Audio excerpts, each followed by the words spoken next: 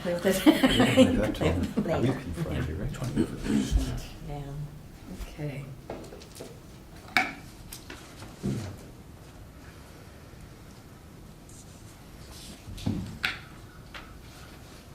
Stan. Oh, now we're in trouble.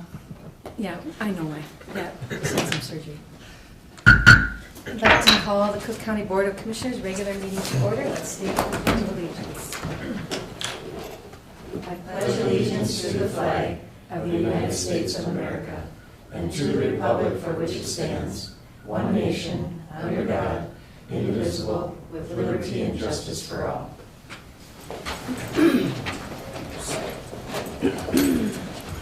Okay. Adjustments to the agenda. I believe we have one item to add. Madam Chair, I have a couple of Couple. items. Okay. We need to add an employee resignation. Okay? I'd like to remove item 4A, Okay. and I'd just like to clarify on item 10A that the request before the board talks about a $10,000 contract, which was a number we had talked about when we were putting this in, and the actual proposal from Meyer Group is for $14,000, and that's listed in the materials that are in 10A, but I just wanted to make the note Okay. that the It's request 14, before the not board says 16. 10. Okay, but it's 14. It's 14? Yep. Okay. Very good. Thank you. And we will add the employee resignation immediately following the consent agenda. Any other additions to the agenda, corrections to the agenda? Do I hear a motion to approve the agenda? So moved. Thank you. Second. Thank you. All those in favor say aye. Aye. Okay, no one is here for public comment. And consent agenda. Are there any items that would need to be pulled by anyone? Hearing none, do I hear a motion to accept the consent agenda? So moved. Thank you. Support. Thank you. All those in favor say aye. Aye. Aye. Thank you. Okay, so next item, resignation of a staff person. Thank you, Madam Chair. On Monday, July 3rd, I received a resignation letter from engineer David Betts, stating that his last day of work with us would be August 4th, 2017. We had conversations, I had conversations with board chair and board vice chair about appropriate actions to take. And one of the concerns that we have when you have that senior of a level of position going on is what's the best way to break this, separate this arrangement for that individual and for the county. And in light of considering some possible risks with the county, we decided that we were going to ask you to accept the resignation, but we also asked David to be done as of July 6th. So at this point in time, we accepted his resignation as of August 4th, and we separated. He's not working day-to-day there. He's following up on a couple of things with me related to the transition plan, but he's getting ready to make his transition to, and all I've heard since then is work with another public agency. So that is what happened with that, and then today, related to that resignation, what I'll be asking for is to accept that resignation. We have to formally accept that resignation. To approve the formation of a search committee to begin the process of filling that vacancy. With the last department head vacancy that we had up in Health and Human Services, we had a committee that consisted of myself and Judy and a commissioner and a couple of members from the staff of that department and a member from the community at large from an organization that interacted with that agency. So for the Health and Human Services search committee, it was Rita Pleward from the clinic. So accept the resignation, approve the formation of a search committee, and grant authority. The thing that we have identified as being a need of ours is we need an engineer to sign off on the pay requests and to supervise the work of the county state aid project up on County Road 7. So I'm asking that you would allow me to negotiate a contract to provide those services. And I am meeting with Lake County staff and their engineer and District Highway Engineer John McDonald tomorrow morning to have a conversation about what that would look like for them to be able to help us through this transition. And I would take any questions that you had about that. Thank you.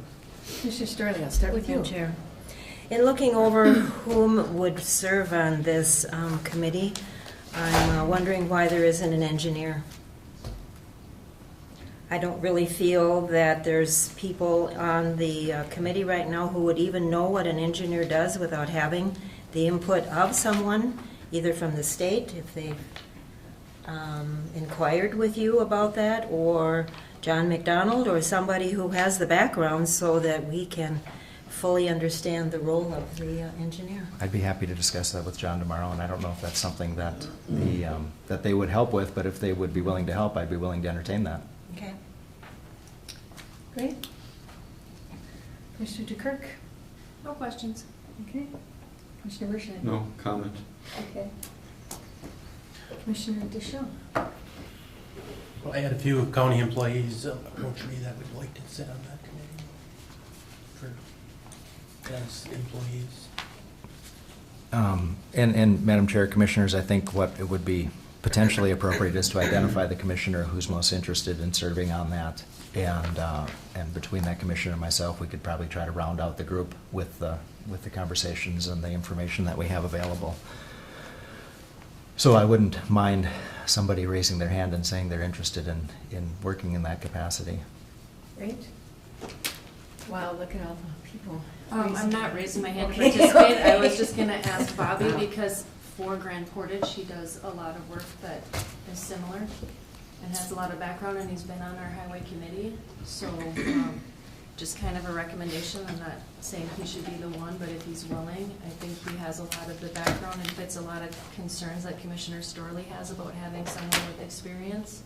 So just my 2 cents. I didn't see Bobby raise his hand, so, you Yeah. know, I can, if that's something you want to do, I don't need to do it. I just had a lot of experience in hiring, a lot of experience. So that brings up a question, do we want just one? Would it be appropriate to have 2, or do we really want just one? It could be appropriate to have 2. Okay. It's an important position for the organization. Mhm. So, anyway. I don't have any burning desire to do Okay. it. I mean, I would step up. Okay. But, That says a lot, all right. I Okay. mean, you know, Come I- on, Myron. but I would, I mean, if you really want me to, but I don't have a burning desire to do it. I would just offer my services. Bobby, will you have the time to do it? Yeah, I can make time for that. It's Okay. a pretty important thing in my district. Mhm. Reservation. Didn't mean to force you into a position, No, but that's fine. I just respect your background. And I'm Okay. fine with Bobby being the one. I have no problem. Until we actually get to the point of conducting interviews, we can have some pretty good flexibility in scheduling those meetings. Okay. Great. And that's, one question I would have is the search committee can be different than the interviewing committee, or is the search committee the committee that interviews? With the search for the Health and Human Services Director, it was the same group. Okay, great. And I would, I would say that the job would start with reviewing the job description and having some conversations with Highway Department staff. And when we still have to come to the board to ask for permission to post the vacancy, I'm not asking for that today because I'd like the group to have some of those preliminary conversations before we do that. But I also think we need to move quickly if we're going to do that. Commissioner DeKirk? Motion to select Commissioner Deschamps as primary and Commissioner Bershon as secondary for search committee for engineering. Great, Support. thank you. Are there, and we'll just take each item one at a time. Are there any opposed? All those. Question. Excuse me, yes. So what does that mean? Yeah. You can attend all if you would like, or if he's unable to make one, you can fill in for him. So it's the It's same flexible. system as, Yep. I thought this would be different. Okay. Then it gives you the flexibility. also covers if he's unable to make it. Is Madam that Chair- okay with you? Madam Chair, if I might suggest, if we're gonna name two, Yeah. let's just name two, Okay. so that Commissioner Bersheim wouldn't be filling in the absence of, he would be It representing. does make sense. Okay, I'll amend my motion to have Bershine be the second and not the alternate. Question. Are you okay with that? I mean, Yeah, I I- just assume no. bow out. Huh? You know, I just assume bow out if you. I think it's be good to have two commissioners on there. Okay. Then fine. Okay, great. We're nice, Minnesota nice. And it's Um, dish on, not dish on. Excuse me. Thank you. Michelle. Okay, thank you. Yes, I'm training myself too. Yeah. So, that being said, is there any further discussion? All those in favor say aye. Hi. Okay. So then we have the acceptance of the resignation. Would anyone like to make a motion? Motion to approve resignation. Thank you. Second, support. Thank you. Is there any discussion? Would anyone like to make a comment? I think he, was challenged while he was here with monies that was hard to come by at times. I think we supported him in most adventures. Maybe had questions about the vehicles and that type of thing, which would always come up with age or miles or whatever, but I think he did a fine job here, and unfortunately, he won't be able to see the Pike Lake job. That's the first biggie with the 0.5% sales tax that we passed. So, but wish him well in his next endeavor. Thank you. Any other comments? Okay, I would also like to thank him for his service, and I too am sad that he won't be seeing the Pike Lake Road or County Road 45 come to fruition. He worked hard on the transportation tax, and he worked hard setting up his plans. He left a very organized, complicated list of projects, and so I just wanted to say thank you for his service, and I wish him well. So, that being said, all those in favor say aye. Aye. Okay. All right, and there was a third thing. Do I hear a motion to grant authority to Administrator Cadwell to develop a transition plan? So moved. Thank you. Do we hear a second? Support. Thank you. Madam Chair, if I could, Yes. and to negotiate a contract for And, yes, for I did engineering read the whole coverage and thing, thing. yes. I'll amend my motion to include that. Yes, like this whole statement, grant authority to Administrator Cadwell to develop a transition plan to provide oversight, maintain services for the department, including the authority to negotiate a contract for engineering services during the vacancy. Yes. Can I get a copy of that? Yes, and it's in the packet, it's right in the, Oh, yeah. It's in the supplemental, yes, I'll get you a Yes. copy of that. Yeah, yes, but it's, you couldn't keep up? I don't write that fast, sorry. Thank you. Did somebody second? Ginny Two or Simon? people. Pardon, please? Two, and Jenny, you can. Okay, go Have the back. credit. Okay. Any further discussion? All those in favor say aye. Aye. Great, thank you very much. Yes, Madam Chair, Commissioner Bishop. maybe if it would be appropriate to ask a question on this. So when we start this process, my understanding is that we would continue to look for an assistant engineer? Or are we, is this an opportunity to look at something? My past is whenever you have a big change, you always say, well, is there something else we could do now? And I'm not implying that we should do that, but I'm asking the question, has there thought been given to that? Yeah, Madam Chair and Commissioner Bersheim, I would say my thought and conversation about that this last week is the board has approved the vacancy, so the position is open. We're accepting applications for assistant engineer. But I would not recommend advertising and promoting that position, because if I were coming in as engineer, I'd want to have an opportunity to fill that position Yeah. within my team. So I think we want to, and this is a conversation for the search committee, But if you were to ask that question today, I would say that I'd like the new engineer to be involved in the conversation about what the assistant engineer position looks like. Okay, yeah, thank you. Great, all right. Which then brings us to item number 4, and we'll, are we ahead of schedule? No, we're right on schedule. Is Lisa going to be here for? Madam Chair, Lisa is not going to be Okay. here, and since we pulled item 4A because we wanted Yes. to do more research on that, essentially that item 4A was an agreement with Good Point Technology to survey and give us data sets for the signs and for the mailboxes. And I had Rena Rogers had expressed a concern about whether or not that data was going to be consistent with the platform that we have for our GIS system. So in the interim between Wednesday of writing this up and today of bringing this to you, Kyle has had an opportunity to talk with Neil over in the Highway Department, and they haven't resolved the questions about the compatibility of the data. And they would like to resolve that before we would bring this back to the board. So we want to make sure that the money we spend on that would not only serve the purpose of the Highway Department, but would help populate the data set for our GIS platform so that's available for use for everyone. So that's why we pulled that. And then the remaining items, the wetland delineations, for those projects are related to planned projects and program projects. The first 2 are related to wetland delineations up at Gunflint Trail and 92 East and 92 West. So these are just this is just the continuing of a process that's already been approved. And the right-of-way services for County Road 45 is just a continuation of that project as well.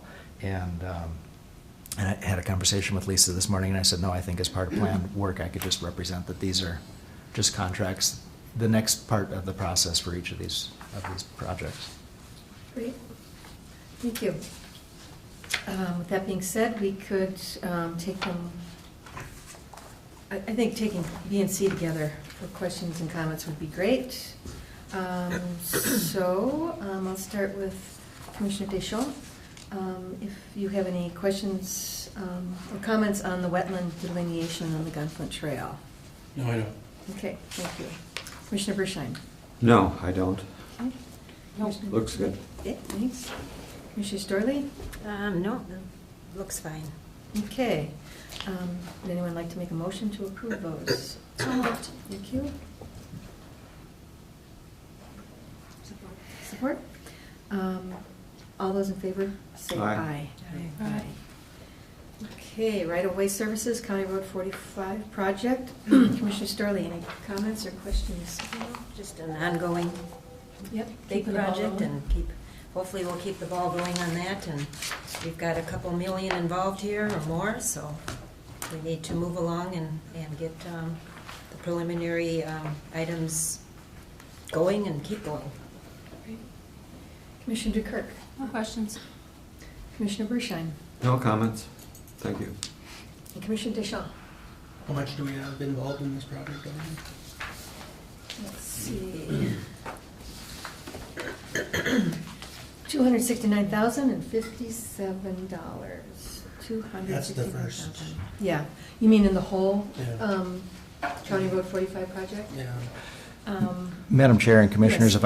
if I could answer the question, the contract for engineering services, I believe, was authorized back in February or March, and that was for, I want to say $450,000, roughly in that range.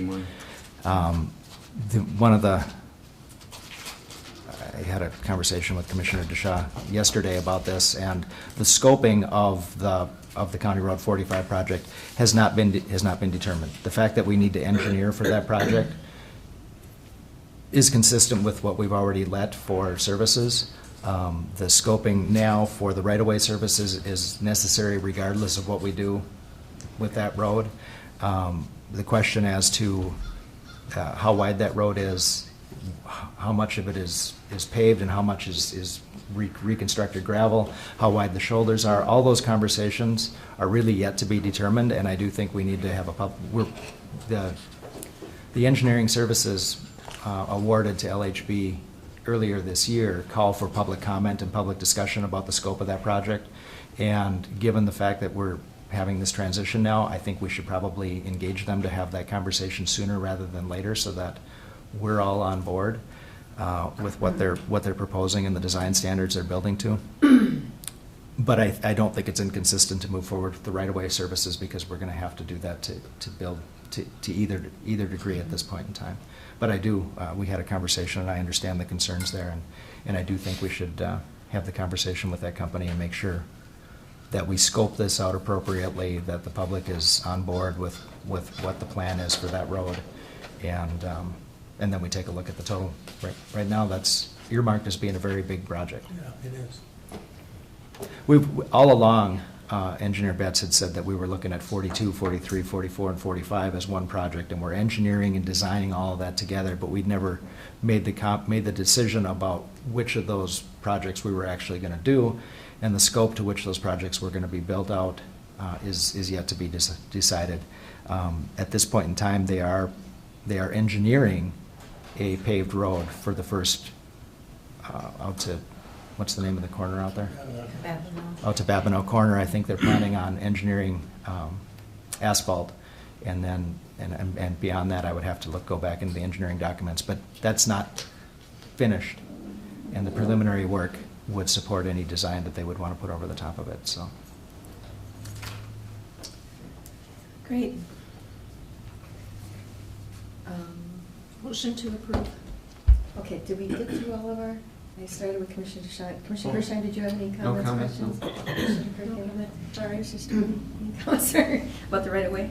No. Okay, now. Motion to approve. Thank you. I thought we went through. Yeah. Wait. Maybe we did. Do I hear a second? Support. Thank you. All those in favor say aye. Aye. Okay.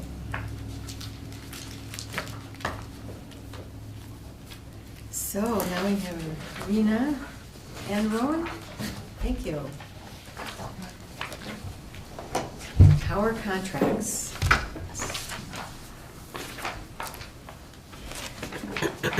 Good morning, Madam Chair, Commissioners. Morning.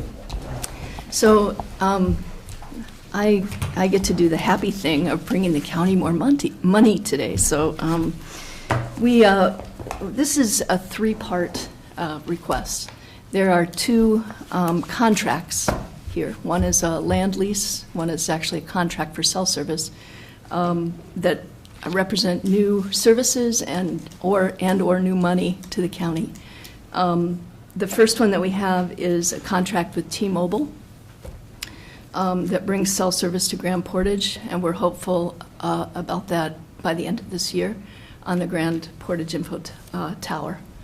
That one represents $11,400 a year annually, and that will be, I think it has a 3% increase annually with that long-term contract. And then the second one is a lease, a land lease with Midwest Communication for a tower that's been on Lutsen Mountain for several years, and we've never had a contract for. Rowan was successful in negotiating a contract that both gives us a base price of, what was that, $6,000?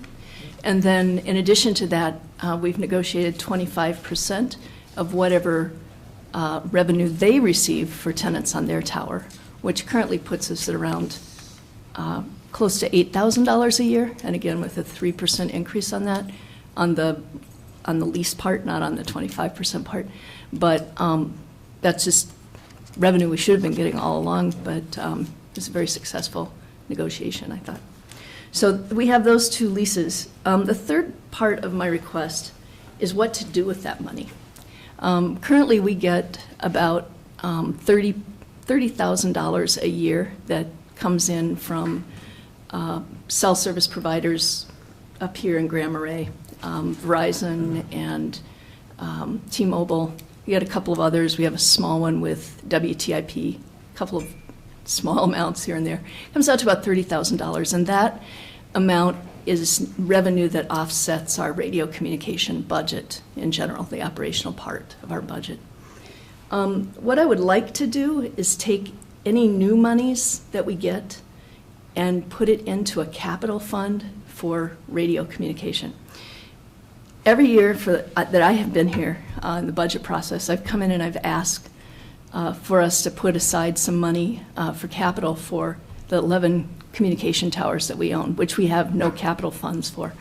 It's a pretty important and critical infrastructure, and we don't really have any way to replace equipment, to deal with innovation,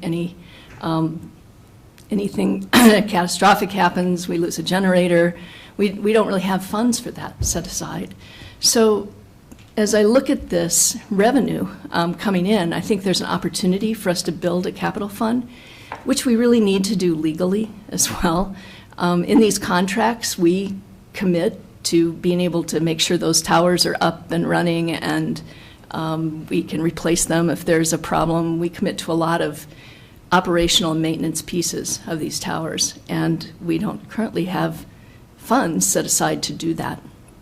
So I think there's a lot of good reasons to do that. I can foresee we have more. I think by next year we will probably have about 100,000 new income, including this. And I would like to see us build up that capital fund to a certain level and then eventually start paying for the rest of our radio communication program. I really do believe that within a couple of years, our public safety radio communication program can be self-sustaining, and we can almost get it out of the levy altogether. That's the goal that we're working with here. I can't promise you a date or a time, but if we get our act together on the towers, that's what we're trying to strive for. So talked to Brady a little bit already about the possibility of what that takes on the accounting side. I think it's fiscally responsible thing to do. I'd be happy to take questions, or if you have any questions about these contracts for Rowan, that'd be great too. Great. Thank you, Rita. Thank you, Rowan. Commissioner Sterling, any questions or comments? Well, thank you. Yes. I think it's a great plan all the way around to have Grand Portage hooked up to some kind of communication up that way. The tower in Lutsen needs to have some updating there, and then to set aside some capital fund. When I was looking at the example here of the tower, is there possibilities for other people to want to connect on here? And I don't know who that would be, though. Other forms of communication? Which tower are you talking Grand about? Portage. In Grand Portage? Mm-hmm. We are currently also in discussion with Verizon on that tower. Okay. And then that tower will be pretty much maxed out. Currently, AT&T are on it, WTIP is on it, and Armor System is on it. So putting 2 more cell service providers on it. The tower is actually going to be structurally modified to manage what's being proposed to, but it will be maxed out at that point. Okay, well, to get a couple more phone services would be great, especially for folks up here It certainly who would. have Verizon. And you lose it about a little bit beyond Hovland. So it'd be nice to have it for travelers and for folks that live up that way too. As far as capital fund goes, yes, I think there's areas in all of our departments that need to start thinking about capital fund. The new money coming in, what percentage of that? You said 100,000 possibly? What I'm percentage? anticipating and budgeting around, based on the cell service projects we have going right now, including this amount that we got today. I think the new revenue by the end of next year will be around 100,000 a year. Based on what conversations right now and just those projects. Of course, you don't really have that until you sign the contracts, but that's sort of where my head is at on that. And you would take all of that or a percentage of it? I would take all of that All of it? to build that up. Okay. And Rowan and I are still talking about it, but in my head, looking at the fact that we need to start budgeting for replacement costs, we need to start budgeting for innovation, because it's very much changing, and sometimes we need to buy a piece of equipment, and also for catastrophic problems. I think we need to have around 250,000 in there as a base.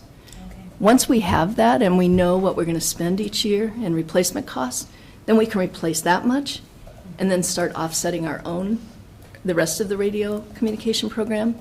And I mean, ultimately, who knows, after a while, when we fund that program, then there's extra money to go back to the county as well. That's my plan. You guys will have to approve that, but that's how I'm trying to think about that. But in the short term, I'm not asking for that. I'm just asking if these new funds can go to the capital. Well, and account. we depend on your expertise in that department to advise us too as to what is important, especially all the leases and all the contingencies and all of the insurances and all of that is important for us to understand where you're coming from. So. And Molly has been with us every Yeah. step of the way on that, so she does a great job for us there. Good. Thank you. Commissioner Dukirk. Thank you for the documents that you provided us and for your description, answered all of my questions. The only one I have is that Rowan eats, sleeps, and drinks towers 24 hours a day, and he can't continue to do that. Do you have a contingency to help Rowan out with these towers? Not that you're not capable of continuing this. I'm not saying you're inadequate in your job, because when I ask these questions, people assume I'm putting staff down, but No, there may be more responsibility with this. Yep. Commissioner Dukirk, that's a really good question. And it's certainly something that I've thought about almost every day since I've been here. Having only one resource on such a critical infrastructure. We do have a couple of things in place, and one of those is we have backups when Rowan's on vacation with Jeff Nimitz and Dwayne Eggy. But those are really just, contingency kinds of backups. One of my strategies is about making sure that we have something that's operationally sound.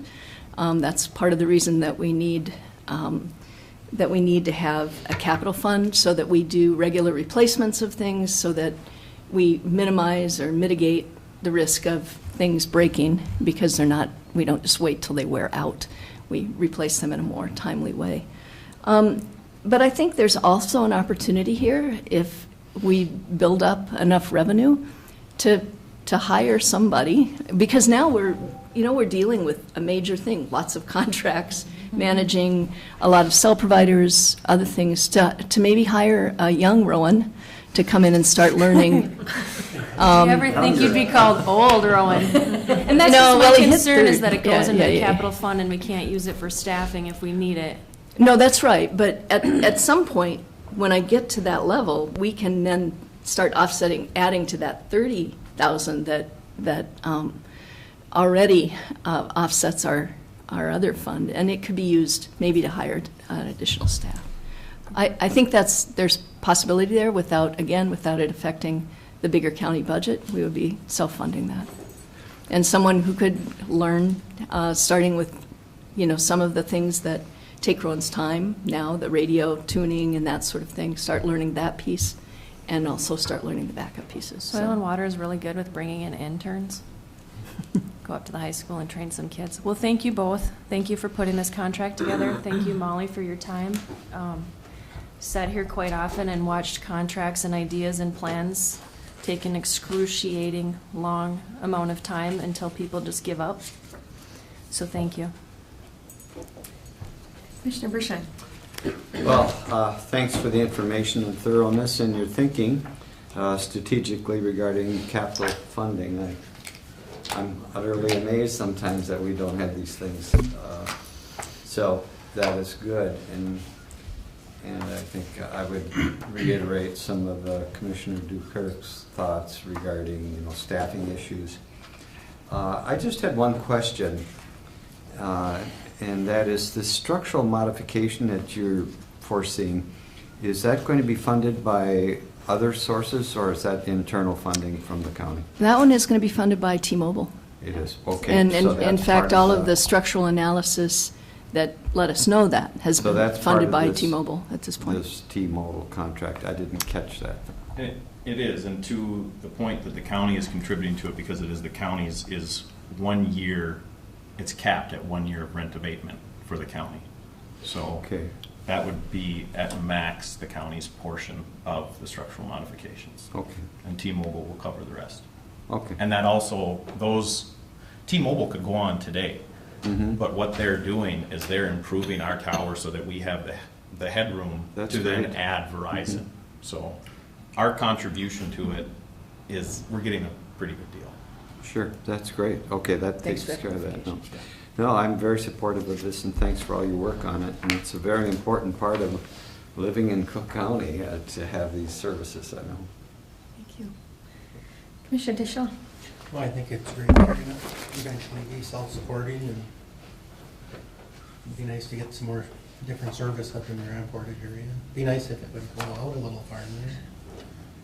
I don't know if it will. Yeah, I think the coverage footprint will probably be comparable, but I've talked with April McCormick and Mike Keyport about other potential locations and Yeah, we've been the talking desire about that. to get better coverage up there and ways that Grand Portage might be able to do that.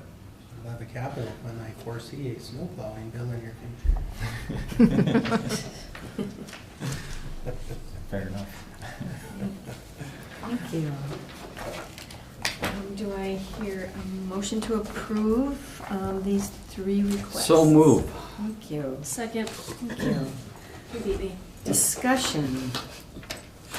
And I would just like to chime in and say I support these as well, and the building of a capital fund, but I also understand that it's earmarking. It's not like we're creating this bank account over here that's only, so it's not totally safe, but it's pretty safe, and the intention is clear that we want to be self-sustaining. And I think that's really motivating to the people who work on the committees and everybody involved, that they can feel like they don't have to come and affect levy when they're asking to do improvements. And this seems important enough that it needs to have a self-sustaining element where people feel empowered to do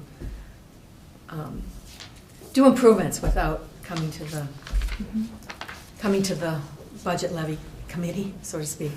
So thank you for all of this work, and Molly's done a ton of work on these contracts, and they're complicated, so thank you for doing all of that.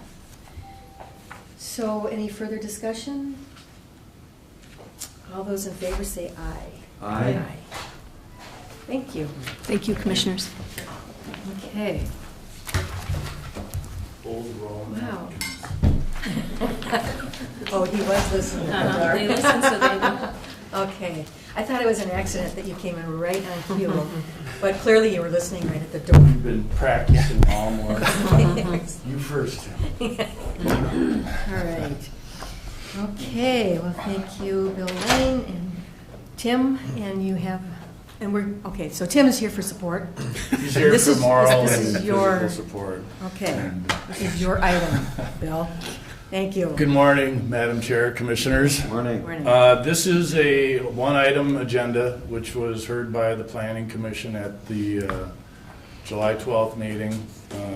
Our June, Yeah, in the future. We're denying it before we even bring it to the planning commission. okay, here we go.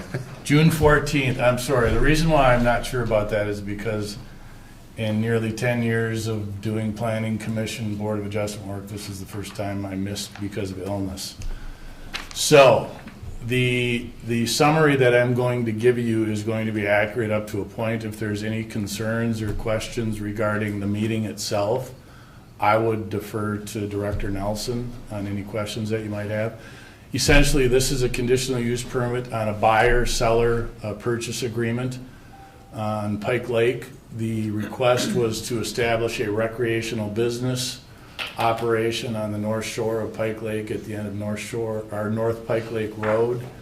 The property itself is 2.39 acres, highly constricted by wetlands. A two-bedroom cabin is in place. And the arrangement was for the sellers, Jay and Renee Larson, to sell to Positive Energy Outdoors. And if you'll recall, last year we did approve, or you did approve, a conditional use permit for them to establish a recreational business on the Cascade River Road on 160 acres that they recently purchased. So what they intended to do was to kind of have a little satellite headquarters focused on summer activities, canoeing, kayaking, and that sort of thing for their clients, which are primarily family groups and disadvantaged youth. And they have an operation in Friedenberg Township, which was very prominent and part of the discussion. But the issue became, in listening to the Planning Commission and the narrative that we prepared, it really was representative of not the proper activity on a sized parcel that they were looking at. It's akin to putting 10 pounds of corn in a 5-pound corn bag. So that's it. It's really, I mean, and I'm not trying to be overly dramatic. And if you need clarification, Tim will clarify that I'm not being overly dramatic. Maybe 7 pounds of corn. Thank you. So the issue became whether or not this was a reasonable use and whether or not the activity would have an injurious effect on the landscape, on the neighborhood, on the resource, which is Pike Lake. And in the discussions that ensued, and I did do a pretty accurate transcription of the meeting, just to bring all the different focus points into the discussion. And it really devolved into the fact that in looking at the reasonability of the use, it didn't make sense. So the Planning Commission voted unanimously. Chairman Toll recused himself from a vote because he has some inferred conflict because he's in the Pike Lake, Deer Yard Lake Landowners Association, which means in that general watershed landscape he owns property. He doesn't own property on Pike Lake, but nevertheless, he did recuse himself from the vote, and the vote was 4-0 to recommend to the Board of Commissioners that the request for Positive Energy be denied. Great, thank you. That was an excellent sum up. Thank you. And the 10 pounds into the 5 pounds. Really 7. Oh, excuse me, it was, yeah, modified to 7. Did help me, because it really is a very multifaceted, confusing request. So that kind of summed it up. So I would like to start with questions, concerns, comments for Tim or Bill. Commissioner Deschamps. That you've done. Commissioner DeKirk, and you were there. Was there. The request was for a home business, and it's not a home business when you don't live in the home where the business is. So it's a little hard to fit it in there. Besides the 7 pounds of corn we were trying to cram in that 5-pound bag. And then we hope they find something. We hope that there's a place that they can find in the community to do this. It's a great asset. What they're trying to do will be great for youth, but this property is just not the winning property to do that. So not that we won't hear from them again. And then just to clarify your position on that board, you serve on that board. Are you a voting member? on that I'm board? not a voting Okay, member. so just wanted to. And occasionally they let me talk. Okay, very good. Okay, Commissioner Starley. Thank you, Madam Chair. Well, in reading through all of this, and you certainly do the footwork in place of getting all the information and then bringing it to us. The comments from the neighbors I thought were important to consider also, and the fact that it's just a pretty small parcel compared to what the other one is. 160 acres, they can do a lot on that, but doesn't have water. So I just feel that it's asking too much of the community out there to support something like this. And so I appreciate the work that you did, and I would support the vote and the outcome of your Planning Commission's results. Thank you. And I would also just like to make the comment that because it was complicated and multifaceted, I felt that and I just really wanted to make sure that we weren't just also just rubber stamping what the Planning Commission did. I just really wanted to feel confident myself that. just want to, only a couple items that I would add or dovetail into Commissioner Dukirk's comment in terms of the home business aspect of it. That concern and the concern of it being just too much of an activity on that small of a parcel seem to be kind of the two overriding concerns from the Planning Commission members. And I would say from a staff part, we did take a hard look at that at the beginning of the process as to whether it should even be processed as a home business request.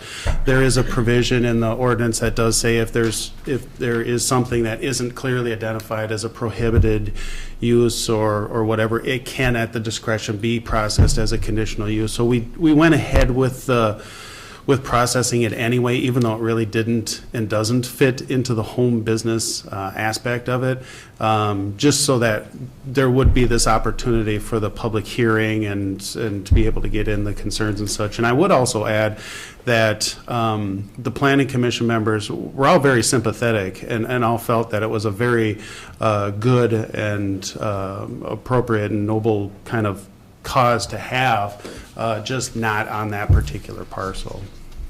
Great, thank you again. So do I hear a motion? It's an interesting one. Motion to approve the Planning Commission's recommendation to deny the conditional use permit. Thank you. Do I hear a second to that motion? Support. Thank you. It's hard to approve a denial. Yes. You did it very well. I had to practice. Any further discussion? Are there any folks opposed to the motion? All those in favor say aye. Aye. Thank you. Thank you.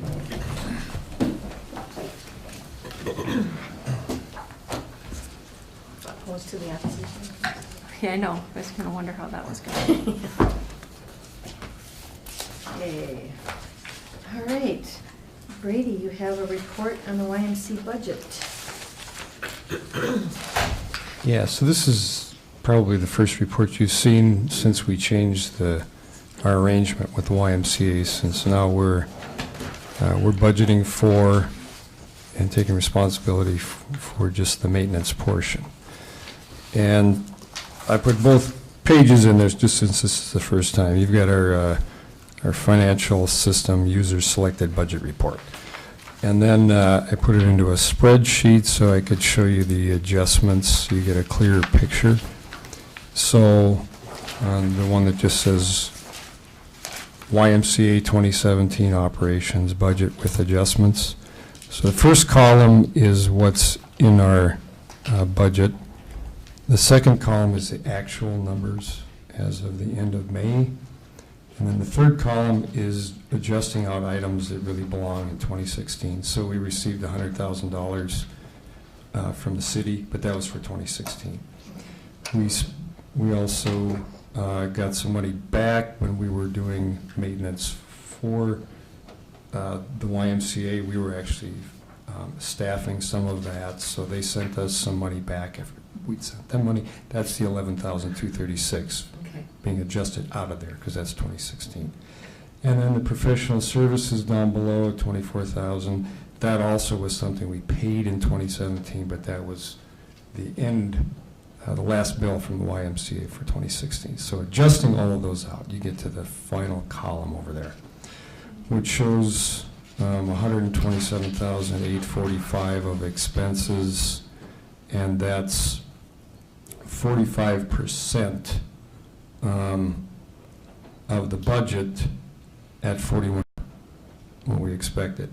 Now there's something to say on that in that we only levied 110,000, but we knew our expenses were going to be about 168. So that was just one of those things we did at the end of last year. We knew with our payroll, we knew what the utilities were likely to be, we knew what the insurance and the supplies, et cetera, but we cut it back to a levy of 110. But so I'm showing the actual realistic budget at about 168, so we're at 45% of that. So. Okay. So, Any questions? sure, thank you. Commissioner Sterling, questions, comments for me? Rudy, the 168 includes us having responsibility for maintenance, right? That's really all it is here, is the maintenance. Thank you. And we're, we're way under on utilities, so that's the good news. The winter wasn't as bad as we've had for about 3 or 4 years, so. Not as bad as when all the windows were wide open? And the windows open, yes. In January. Yes. Okay. Commissioner Bershheim. Just a couple of comments. I guess to put this in context, when we go through this budgeting process, this is another indication that whenever we do such things in the levy and then we don't carry them out, we don't have a balanced budget. So, I hope that when we go forward with this, that we always keep that in mind, that we just can't say the budget's going to be so much and not do anything about it and have to get the money someplace else. So I'd like to make that point. I'd also like to comment that I serve on the Duluth area YMCA, which the Cook County Community YMCA is part of.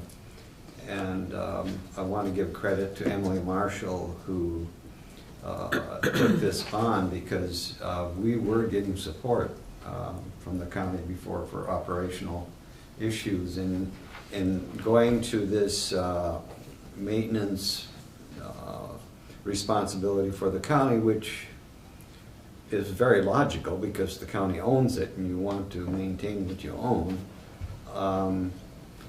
So I want to give credit to Emily Marshall for taking this on, because it required her to really do some hard work. To some extent, we listened to the people on this one too, that there's no longer a subsidy other than what was given to the pool or something close to this. And so I think there was some concern that if the Y didn't make their bottom line, the county would take it over, and that's no longer the case. So it's a nice, clean, operational thing, and I think it's good for everyone, but it's also good financial practice, and so I appreciate that. We're cleaning that up a little bit. Thank you. Commissioner DeShaw. Are you putting any money away for future repairs of the building? Not yet. Okay, so we're running that into that in our community center now. Yeah. It would be part of our long-term financial plan. Commissioner DeShaw, I didn't quite hear your last comment. Could you just, because I think it was really pertinent, that. We're running into that with our community center up in Grand Portage. Okay. It's been so long, the building's getting older now, and the maintenance, we definitely need to take a look at it. Yeah. It's going to cost us some money to. So it's good that we're looking at those things now Definitely. while it's a new facility. Yeah. And that we haven't done so doesn't mean we're not going to. Yes, thank you. In my comment or question, Brady, okay, so the 168, 263 is the realistic budget version. I'm still confused about, because we are doing the maintenance. And so are we still putting those expenses, does this, We're paying all those expenses directly now. right, We don't make any payments to Duluth YMCA. right. So the bills So- are all been transferred and they come here directly, and Brian reviews them and does the Great. vouchers, et cetera. So none of those expenses are in this budget, is what I'm getting at. Which expenses? Our expenses, none of our expenses. This are is, maintenance. well, This is just the Y budget. No, this is just Y maintenance, Thank you. yeah. So these are, pardon? They're in there. Oh, so our expenses are also in here. The YMCA maintenance expenses, that's all this is. That's what it is, and that's Right. all it is. Got it, got It's it. the Oh, yeah. cleaning, all maintenance. Okay, now of- it's sinking yeah. in. Yes, that's all it is. That's because all it it's- is. This is our It's YMC no budget. This is programming. not their YMC budget Yeah, anymore. this is all the Brian staff now. Very helpful. And we are paying pool supplies, we're doing, Yep. we get all the maintenance bills for the spa and whatever else is happening Right, there, so. right. So this is the new look. Yep. This is our first time. This is great. Thank you. It's, the clarity is greatly improved. Yeah, that's fantastic. Did you, yeah, you had a chance to weigh in. So do we need to take action on this and accept? Would I you don't like think us to? so. Okay, so we won't. Thank you. The clarity is greatly appreciated. Thank you. Okay, and it's time to take a break. All right. A little early, but it's good. So let's come back at, calling me Deshaun for let's see, we've got guests coming in the afternoons, or, I would actually just Stand. wait till 10, just so that we don't get hit again. right, Yeah. so, If you look Come at back at 10. 1940. okay, we're breaking until 10. Imported, it's actually spelled It's a long break. DES. Can I speak into the Yeah. That's, give out the that's misspelling? commissioner Oh, handbook? yeah, because that's the pronunciation. Question for you, I usually film the breaks, but with a break that long, do you want me to have it run or do you want me to pause it? Right. You can run it just so there's no question of what we're doing during that break, Okay. please. And thank you. Yep. 30 minutes. Is this a good time? Because we got visitors. Was that clear? That was, no, that's perfect, that was perfect. All right. If you Sure, told we me can you want me to film these run in the live stream for Yeah, yeah. 30 minutes. No, we get to eat. Great, yes. We'll fill these up. Thank you very much. Well, I hope you're okay. I'm sorry, I should have checked with you because I really want to serve on this highway committee. Okay. But You should be, because you were involved in that. I've just done the executive. Company with cream cheese. I know, but how many? The girl sent an extra pound, so. What's that? The question is how many, when it starts. Yeah, that's the girl. Yeah, Say I had the one. one, I had the Say girl one. like, oh, we better send it out. I had them up at 7 o'clock You've this morning. got all of these. Great. I'll take a small one.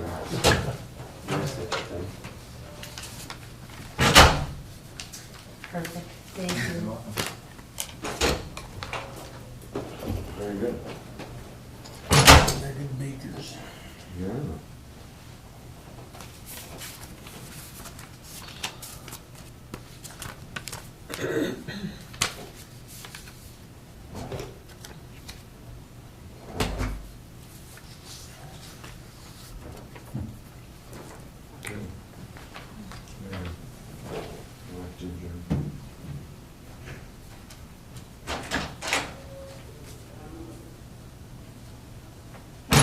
Jan, Yeah, I'm going to want you to sign those things today.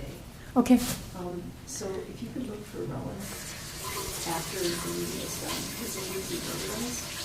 So you're going to have to go and grab Courtney or somebody. Is he around right now? Can we do it He's right around now? Let's do it right now. There are 10 signatures.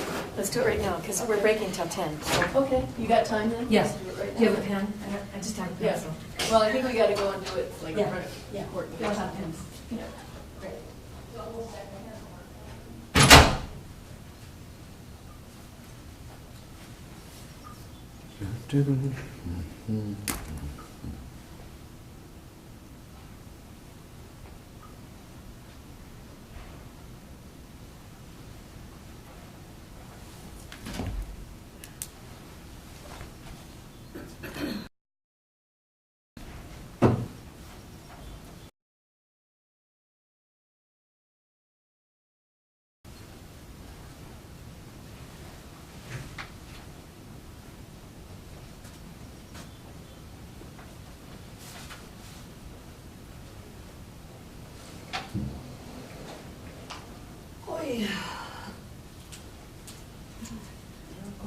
my, Doris, you think? Yum. Pumpkin? Pumpkin, yeah, with cream cheese, he said. Fingers are good. Mm-hmm, looks delicious. He's got good kids. They are. Okay, I'm gonna, What? yep, That's fine. I'm gonna have my snack. Lunch break is good too, but this works. Yeah, Stick it in. half hour should.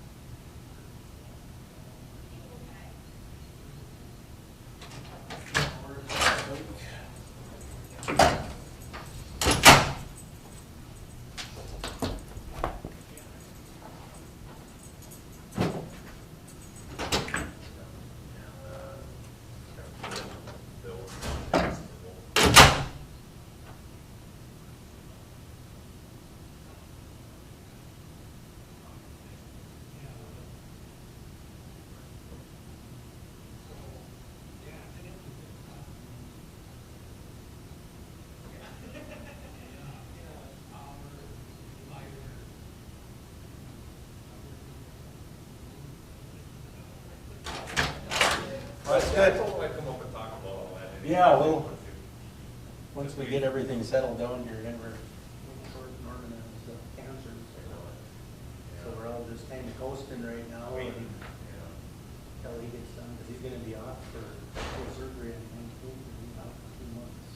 So, okay, so you scheduled the surgery at Yeah, the so- same time already?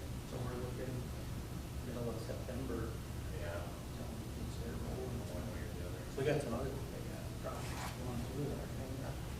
Yeah, yeah. On hold. I'll mention that to me. Yeah, that's just interesting, it's not, but nobody knows here. Good job. Thank you. Thanks for what you do. Yeah, well, Well, about definitely. Bobby, question on here. I'm gonna grab a couple here. Okay. Informational thing. I guess I should have talked to.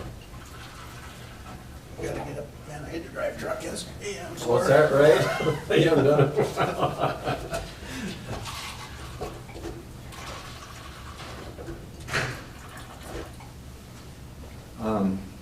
Has the tribal council taken any position on the fall? Is that my issue? Mhm. Margaret Rowan's mom's working on that for us. Okay. I think we have been set kind of meeting with we're having. That's a tough one. You know, we're not against iron or anything, Yeah. but you watch all these people, we've been mining for this is a whole different one. Yeah.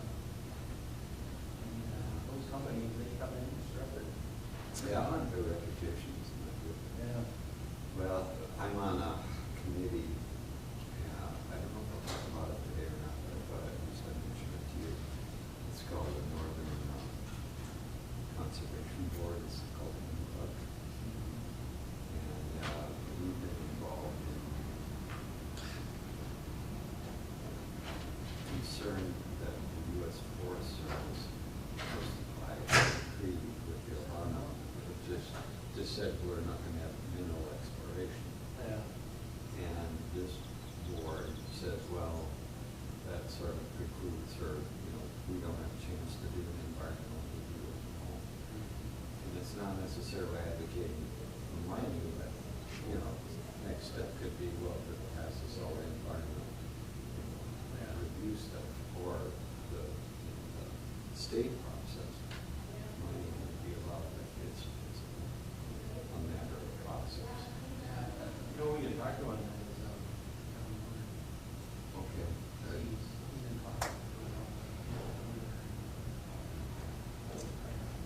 So I've sat on that thing with all these people and I pretty much have voted to support them just because I was trying to figure out the county's position. And I dug up some information at some time. The only thing that our county has done is supported the environmental process, review process. And It's gonna be Norman talked about that one. It's gonna be a hard one this now. well, and I think with Nolan now, we took support of that. Here again, the issue that we have is that we want to be part of the decision rather than have it made by the consortiums. Because a lot of that's coming into our seated airport. Sure. Well, and here's where I wear a hat. I mean, personally, and I know some of my son-in-law's a geology professor, so I've talked to some of the guys that work for Hawaiian Mountain Joint Metals, and they try to convince me as a citizen, I'm not for those mines, because I'm on McFarland Lake. But as a county commissioner, I'm trying to represent the county, so. It's a tough one. And one of the things that I personally feel is the most important thing is the immediate for. You know what? I said, well, the Native Americans are more fun than too. Yeah, yesterday they had on public radio, they had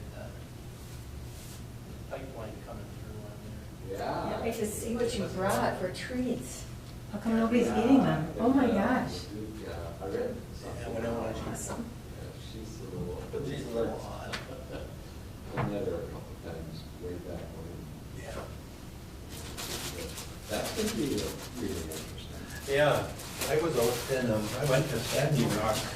Yeah, Out there. my daughter was involved in that one too. Yeah. Raising, she was doing food and Open Drive There are forks. in Duluth for that. Oh, this looks really good. Cake. We'll have to eat it in front of the camera, but you don't have Go to. ahead. Be eating it during the meeting, which is nice. Okay. My twins are really good bakers. Yeah, that was really tasty. Thank them. Yeah, okay. That's good ginger. I like ginger. Yeah, is there still coffee in our pot, as soon as we have so many guests today?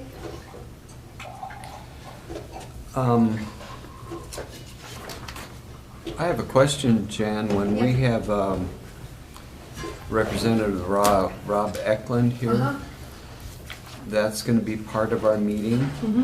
and so we could have discussion at that time, Uh-huh. and it's pretty wide open. There's no, Yeah. I'm not familiar with that process, when we have someone like that. And to be honest, I don't remember it, we do it once a year, and this will be my third time, so I don't Oh, really okay. remember. But yes, it's, and particularly with Rob, because he's such an informal Sure. kind of guy, but he'll present on Okay. what happened at the legislature, and then we'll be able to, we What can did either do, happen. yeah, What- yeah. And we can ask questions.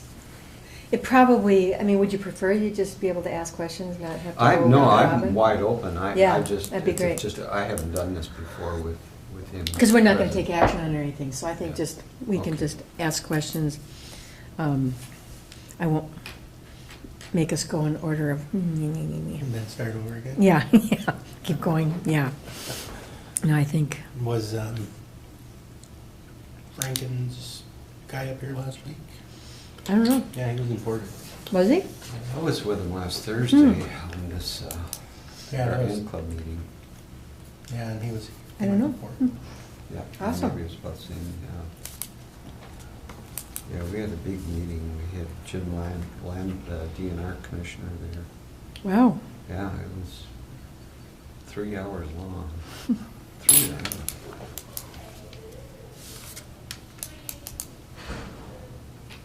Yeah, this county work is so broad. Better not make any I mean, your experience of being a county commissioner will be totally different than my experience and mine. It's because you're covering, your committees will take you down certain roads and they'll be completely different. And that's why it's so interesting when you switch committees. It's like the experience of being a commissioner is totally different. Yeah. Okay, una más. 2 more. Okay, we're all pencil people. Here's a Here, pen. I got a pen. Oh, great, great, great. There you go. Awesome. That's okay. Okay, and then we'll take it Oh, that has to over. be notary. Yep. Yeah, we'll take it in. We'll Okay. take it in. We'll take it over Brady and then we'll. So I don't have to be there? Nope. Okay. She knows I was just there. Thank you. You know, I'll just come and show my face, and just so she knows. Yeah. Yeah.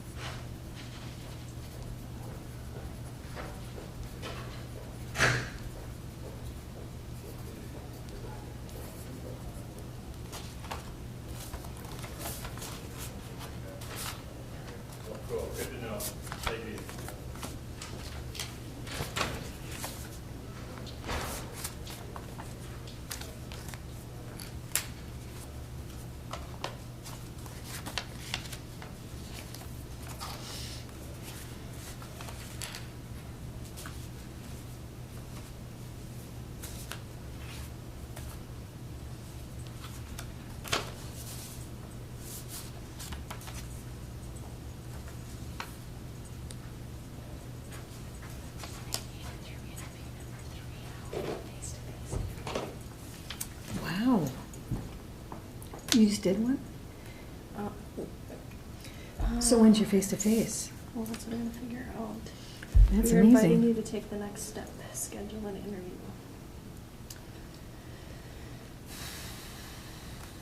Fun.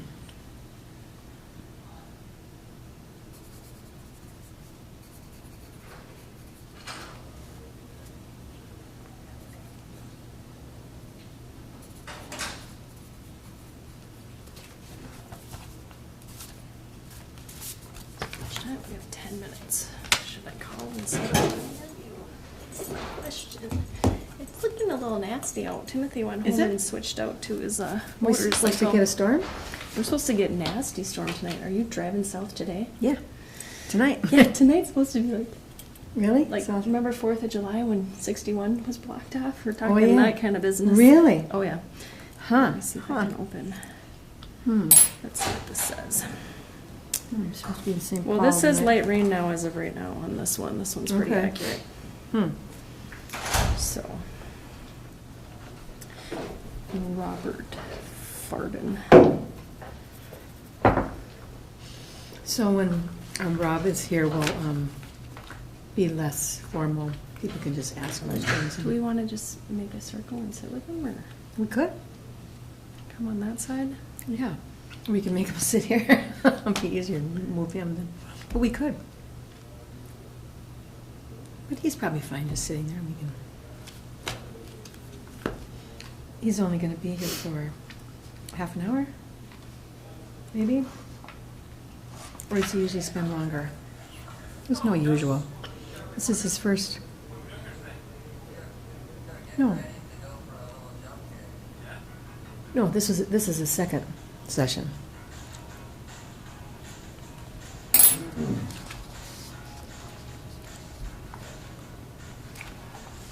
And isn't he running for office again right now?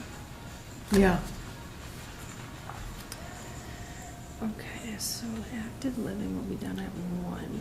So I could get down there at 3 on Thursday, go down and back. Or Friday, I could do early. Wow, there's just a lot more on the agenda. Not a lot.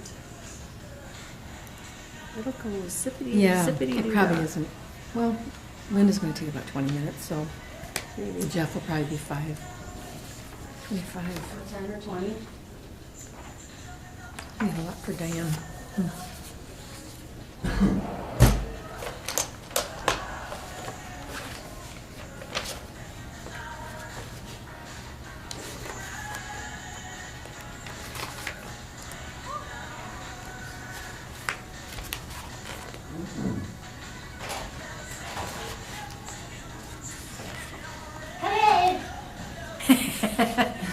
You're on camera, so just beware.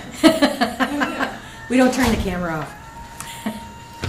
So we're ready for you. Do you want us to pass out stuff now? Sure, that'd be great. Yeah, we're due back in 10 minutes, so that would be great. And not to take time doing that. Cute shirt. Thank you. Yeah. And hello to you too, Katie. Hi, how are you? Good, how are you? Good. It was so funny when I saw your email. That was really fun. Wasn't it? Yeah, you made a really hard and grueling test. Really Well, and delightful I was fun. telling everybody about me writing down everything and you not. And then we come to the same conclusion anyway. I'm like, okay, I when you know. back off on your OCD. But actually, I do a lot of writing just to put it into my brain. Process it, Just yeah, to process me it. too. I write to process. Yeah. Me too. Yeah. All right. Good. Good. Yeah. Awesome. Awesome. Yeah. So maybe we'll do you before Jeff. Before who? Before Jeff. Jeff was going to give his administrative report at 10, but we're going to put you at 10. And then he can be at. Then Isn't we that can listen to amazing? his I know. administrative report. Is Yeah. Rob Eklund here today? Yep, and he's here at 11. Cool, I'd like to see him. Yeah. Well, stick around. And Diane Booth is going to talk about the community center. It's kind of a fun agenda. It is. You want a copy? You going to get through the hard I'm okay, parts? thank you though. Although there could be more hard parts. You never know which parts are going to be hard. Our part could be really hard. It could be really hard. Yeah. You know us. Yes. Uh-huh. Automatic little. Mm-hmm.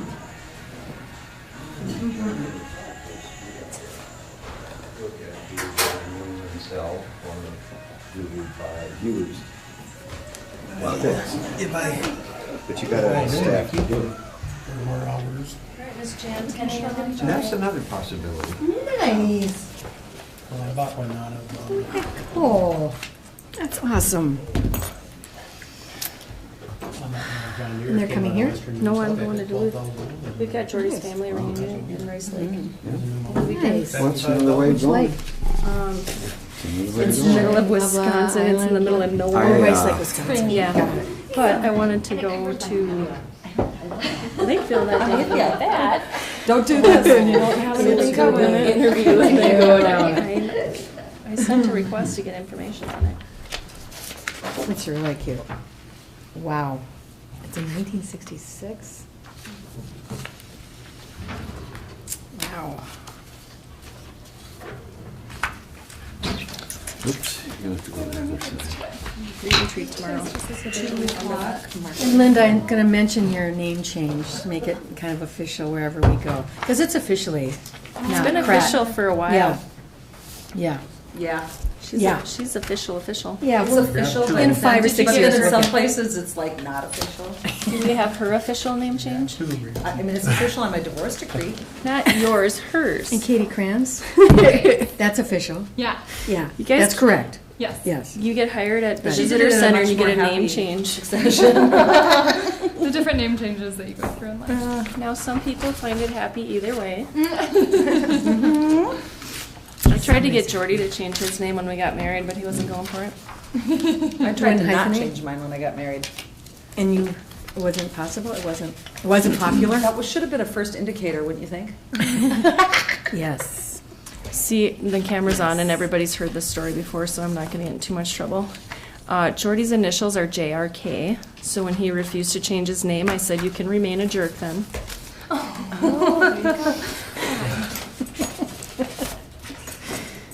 Wow. His initials were JK as in just kidding, and mine were HA as in haha. It was a perfect match. Yeah. Okay. Except for when I set up the Boreal email as JHK, Jordy Heidi Kirk.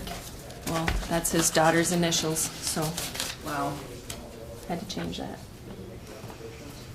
Well, there's always the old stories of my dad, Joe Jurek.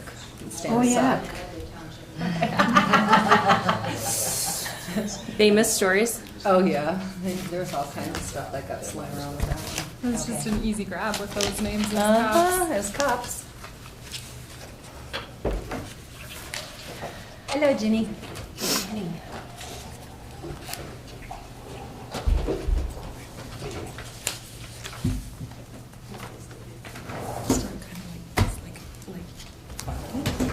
Vacation brain. Oversleep brain.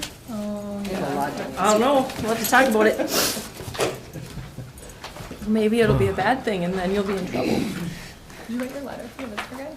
No, I've been blowing that one out of my head. This is Yep, my yep. conversation Yeah. with John and Matt and Kristen as the County 7 project. I don't think anybody Project really reads planning it for for the a while. future No, projects. I do and now. the search process. After Yeah, we've but I gone don't through think the that'll visitor be my guide, agenda but with them in the no, morning. It's gotta be that visitor guide junkie. Mm-hmm.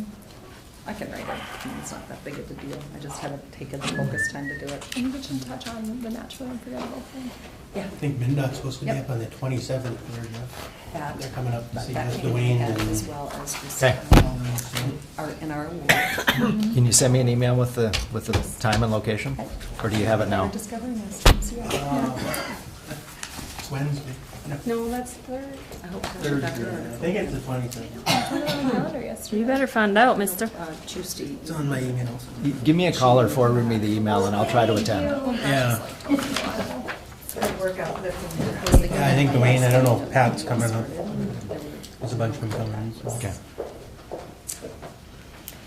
Okay, I think I stole your pen. Oh, well, Is that that's why you okay. went for Yes. Well, you can using it. No, I signed, I just was using a pencil today and I. Oh, well, I put it here. Not a- Put it in the middle. Oh, you're a pencil girl. Well, today it was. Are Okay. you gonna turn into Scott Harrison and get Sievertson gallery pens and spread them everywhere? Thank you. It's my favorite thing to do. Da, da, da, da, da, da. Yeah, I think I'm not gonna go there. Yeah. Do you like the new colors? I got bright color envelopes for this year. To me, it's like the first thing that should be on the agenda is how's the program going? Yeah, I go through the names and I try to pick colors that match them. Try not to give this color to the boys. Is the communication okay? I have just a few left from the old Sexism. dark colors, I know. You just said that on camera, FYI. Well, Bobby, that was the best pumpkin bar I've ever had. That's on camera too. Yeah. The second is from the old I'm on a pack. 10-day diet. I made it one day and I poured it one day because I forgot I was on it. No, start tomorrow. I'm on Slim Possible, which is a 4-week. What happens in 10 days? She shrinks. Summer and I'm eating everything in sight. I get it. Okay, I get it. Because it's possible. It's not impossible. Slim Possible. Yeah. The Slim Possible Challenge. It's working because I could get my wedding ring on this morning. That's when you have to stop eating pumpkin pie. When you can't get your wedding ring on. Good thing you were allergic to it. That works out. It's a good thing I'm allergic. You know, this allergy thing really isn't helping my diet. I'm not losing my allergies. I think you would. Yeah, okay. Just do it. Okay. We're like seconds away from the Starting magic over. hour, so we're back in session, and Jeff, I'm wondering if you would mind your agenda item being bumped so that Linda and Katie can do theirs. That would be great. So Linda, and I'm going to say Jurek, not Krat, and Katie Kranz, and we don't have to correct your name on here, but it's Jurek from this day forward till who knows when, but, you know. But right for the current, it's Linda Jurek, not Linda Krat. Should we do So- ceremony? I think they'll do the ceremony part. So, welcome, and we're excited to hear about Visit Cook County and what's happening. Well, thank you, Commissioners. With me, like you just eloquently said, is Katie Krantz, our Event Resource Manager. Just a bump back in history on that one. The team at Visit Cook County is the same in management staff as well as our info center staff. Katie was the addition to our crew.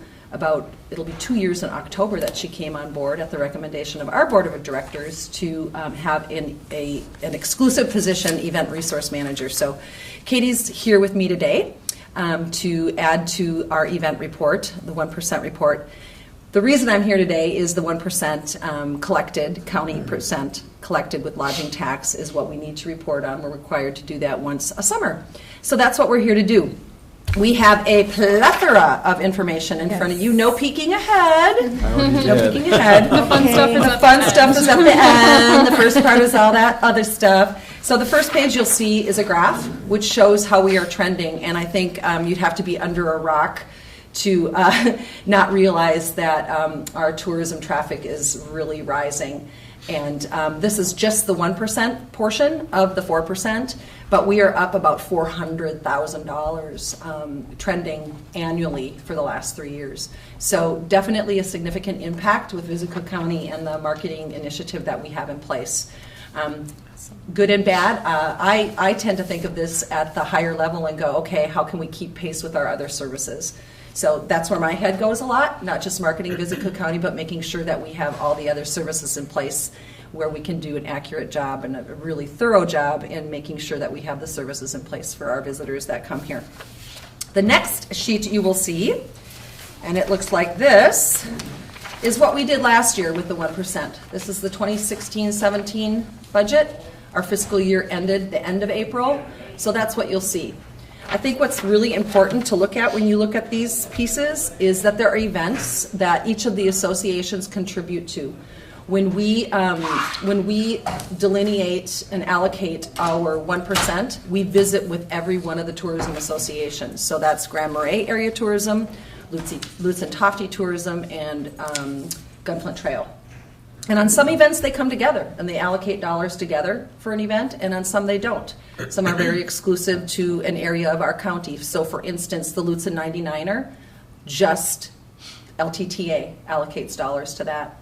That is our largest allocation of dollars to any one event in the county, but it's also probably one of the most impactful, as we all know well, with that growth. Do you want to ask questions along the way, or should I just finish the report? And I think, feel free to interject, raise your hand and when you- ask questions along the way, but Okay. We'll do our... So the next piece, and we're finalizing our budget because of lodging tax catching up usually by a 2-month. We will finalize our 2017-18 budget in July. So Katie's pulled together this next sheet, which looks at what we're doing for the coming year. I think what's really interesting is like Grand Marais, because of it being kind of a small festival-centric area, the Grand Marais does the $13,000 event grant program, and that's worked really well. We've really put some really good pieces in place and conversation in place, and I think we communicate that really well to local not-for-profits as well as some private places to do their events. Some of the things that we jumped on board with this year that are new, Art Along the Lake, with the increased awareness of the impact of the arts in our county.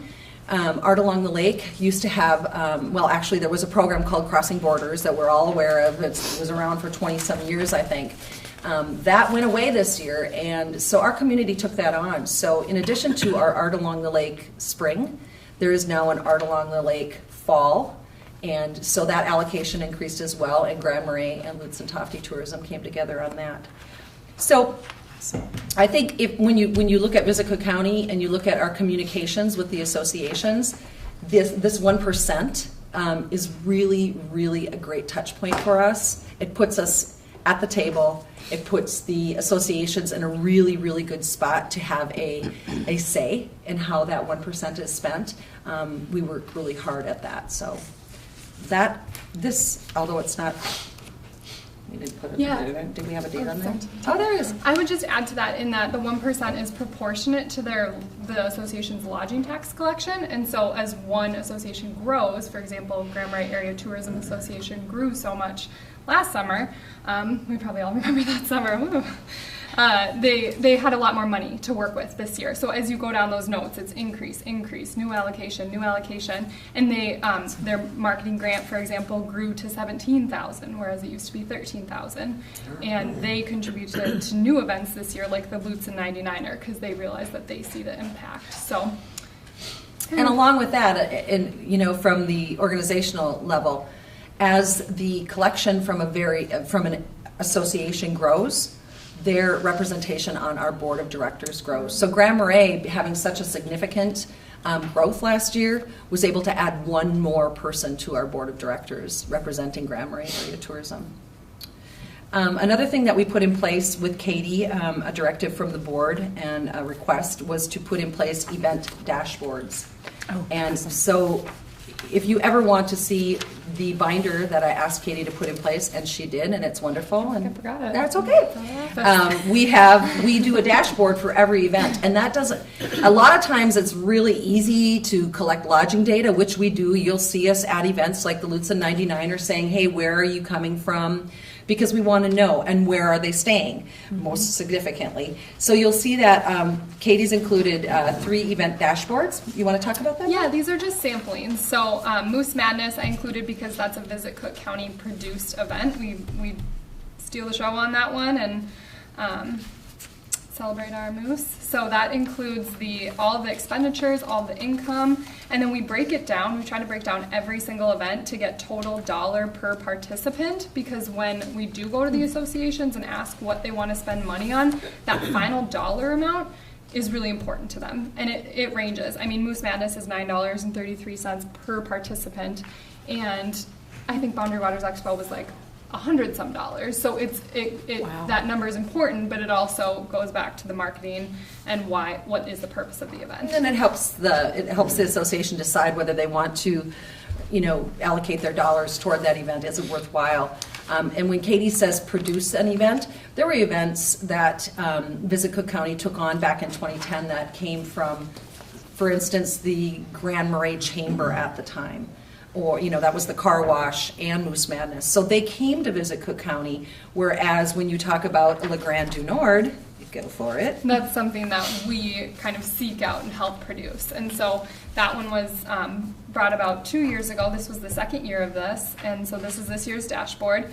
That one increased participation-wise by about 40. So kind of a slow grow, but we're definitely getting there. And as you can see with that marketing outreach on that second page, that's where that event is really critical for us, is we're really pushing out there, hey, come bike in Cook County, come bike in Grand Marais. So Le Grand is a great event, and that one is really cool because it's funded by 3 different tourism associations. So Jamada, GTA, and LTTA all fund that event. And they grab that bigger picture because they're not just funding the Le Grand du Nord. They're saying, okay, biking is key to our area, and we really want to be a part of that growth as an activity. Especially early in summer. I met a guy at the art fair that can't make it to the Le Grand du Nord. That's a gravel rider. And so he was up during the art fair running the routes for gravel riding and figuring out where to go. And I gave him a little tip about using your website to download maps and the little blue signs and how, because he got lost twice, and how he can find his way out. So he was going to go back out because then he knew how to cache that information and get it on his phone, and I was showing him how to get out there. With Le Grand du Nord as well, it's fun to see an event that pulls together various organizations. The city's involved, the county's involved, Visit Cook County's involved. We're bringing in an outside event coordinator. Our law enforcement's involved. And knitting together that communication is all about how smooth the event comes off. And I'll tell you, this year was incredible with changing the route to end in downtown Grand Marais. It works so well versus the Y. I mean, people were like, what's going on? And we partnered with Voyager Brewing. And small changes. So small changes like that, which really open up a line of communication, and we can knit together that strong voice with all of our organizations. So That's a fun event because it's been like my baby. Like I think on my second day of work, Linda was like, all right, come on, we're going to a meeting with Jeremy Kershaw. He's going to bring this event here. So I've been really working on that one from the start and helping him with that. And that, when it comes down to it, is really just the a great part of my job is just helping those event coordinators and bringing them here and saying, hey, have your event in Cook County, because there's all these great benefits, including the 1% budget and including Visit Cook County's help. So it's a fun thing to do. The last one is the Lutza 99er, and so that one is $7.39 per participant. Obviously there was 1,700 participants. This is the 2016 dashboard, so that's why that number is a little bit lower. I haven't gotten around to doing the 2017 one yet. So that's a great event for our area, as we know. Does anyone have any questions on the Lutza 99er? Anything you want to add? Okay, now we're to the fun part of our packet, which is These dashboards are amazing. Just that kind of accountability, and look, in a moment's notice, you can chart progress, see what's happening. These are amazing. It's really important for us to give our board of directors and our different association boards really informed choices on which events to support. So, because some of them are important for different reasons. So, you know, we were faced this year with cancellation of events. So then you need to also bring that dollar back. I mean, we had a pretty slim snow with lots of ice. So there were events that were canceled. So then I think the discussion goes back to, is this the right time of year even to do that? So, and we're always trying to build out our shoulder seasons, but that goes back to the first comment I made, that if we build out our shoulder seasons and bring people here in November, then we also need to have the services available as far as dining and retail and outside services. So it's a delicate balance. I'm trying to bring it full circle. We continue to have ice for a season. We could do some ice racing. Yeah. And cars. Oh, we might need to. It might come to that. There's a little bit of that on Devil's Track. Yeah. Unorganized, but look fun. So this is an example of all of our ads. Maybe not all of our ads. This is just a little snippet of some of our ads. So you're going to see billboards on there. You're going to see print ads. You're going to see digital ads. And you can see how events fits in with that. So while it's 1% of our budget, it really hits our marketing impactfully. So different event ads there. I was down in the metro for a meeting and I felt like you were stalking me. Oh, really? Every Love time I that. walked I by a love hearing TV that. was the visit ads going up and up. I'm like, wow, do they know I'm in the room? Yeah, that's also one of our conversations here is like, what do you do? Well, we're not advertising here. You know, go outside of here and you'll see our target market areas and you're going to see an impact. Well, of and when I Visit was Cook down County. there, the big news was Lutz and Resort for sale. So Oh. your ad and then the Lutz and Bloop came up from the news Wow. media. So they were constantly bouncing off each other. So I think we might have got a little extra boost. Perfect. We'll take it. Have your marketing opportunities changed over the last few years? Like, do you do shows like tourism shows, or that's not so important, so you do something else? No, we also, good question, Jenny. We go to approximately 5 shows a year, and we really, we analyze the data there as well. About a year and a half ago, I asked the crew that was attending shows to bring the clicker. So we do the same kind of dashboard for shows, and we click the number of engagements we have with people. So we also do the cost per engagement with people when we go to shows.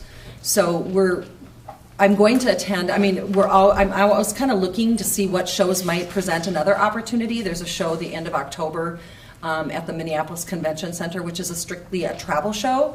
And it's a pretty big investment that would come out of our marketing, our general marketing fund. And I'm not going to say, well, let's go spend $3,000 and go to a show. So I'm going to go put an eyeball on it. But yes, we do go to shows. Same dashboard exists. Same folder in the office for every show that we go to. And back to your question too, we do mix up our marketing, like what we do every year, and our marketing agency in Duluth kind of does that. But so they'll, so like 12% will go to digital marketing and 15% will go to print marketing, and those numbers vary. So. Wow. And in addition to that, we've gotten to the point of really surveying all of our stakeholders as to what they want to see us push out. So we don't just decide, in that little office on 61 what we want to market. We always seek the input from our stakeholders across the county in what they want to see. So that's why you're going to see, like the quiet season that we marketed, the awakening of the Gunflint Trail, they had some extra dollars. So we kind of moved some of the event dollars into a seasonal marketing plan just to be a little bit more flexible in how we spend that 1%.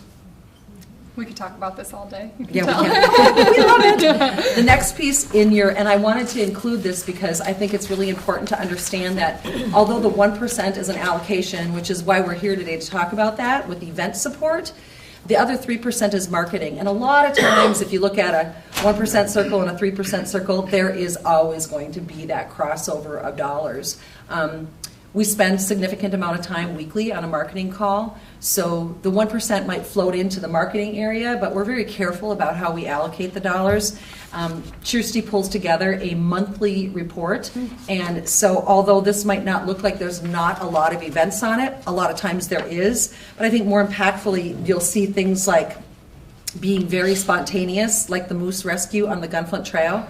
That was like huge, and we jumped on it within an hour, and we had a lot of engagements with that. So this just shows you the wide range of marketing that we're doing. And last but not least, I think it's important to know that this is the event calendar that we produce, which is loved by many. Is part of the 1% too. It's allocated, and the expenditure comes from the 1% budget as well. It used to come from the 1%. It comes from the 3% now. Sorry. Yeah. Used to be 1%. We moved it to marketing. Because we have so many glorious events to fund. So, yeah. Great. Thank you. So, I did. Commissioner Kirk, sounds like you did. More comments? Yeah, or do questions? not miss the Gunflint canoe races on the 19th at 4:30. They're on there. I know, that's what I'm telling Joe Public. Yeah, she's telling Joe Public. I'm marketing for you for free. Can you tell I get a lot of, hey, why isn't my event on there? No, it's on there. Oh, yeah. Yes. And that panic look comes across. I will be in the tent serving food. Awesome. Yeah. We try really hard with this event calendar. If it's a local event, say for instance, give me one, Katie, that we would not include on here. Oh, I just got The one. Schroeder Flower Show. I just got a West End. We put West flower End shows in there. Okay. I did just get, so I Correction. send out this big email and say, send me all of your events, and I did just get someone send me back, oh, we're playing music at a celebration of life on this day. Oh, yeah. It's not really for visitors. Right. But, Yeah, so, so we try, that's the focus. Is it visitor related? Mhm. Or something a visitor would enjoy? Yeah. There's too much to do. There is so much to do, it's crazy. Yes. It fits every personality. Commissioner Bershine, comments or questions for the Well, Visico you do a County team? great job. Thank you. Thank you. I mean, I've sort of observed this indirectly over the years, and you've done remarkably well. And I know that it's benefited a lot of people, especially musicians. I have a lot of musicians friends that, you know, you look at it and they're getting some work as well as art people.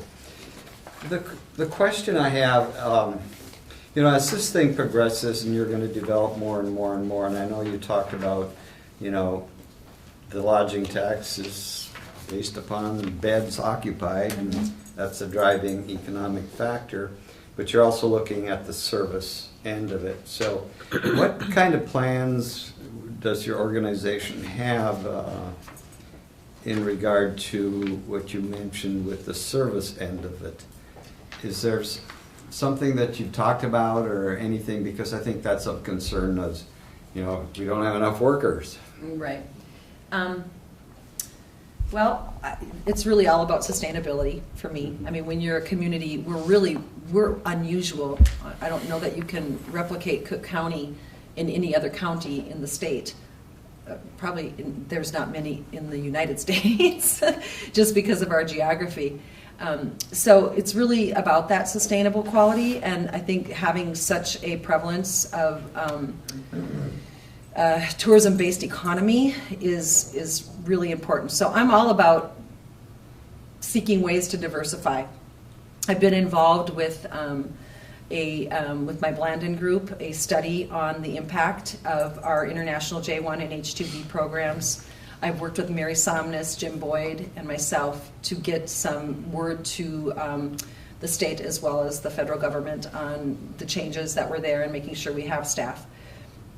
It all knits together with Visit Cook County. You don't want to grow one area, tourism economy, and not make sure that you have housing and employees and the people available to support the services. So it's a delicate balance, and it becomes ever more so delicate as each year progresses. I think that at some point in time, it's certainly going to flatten.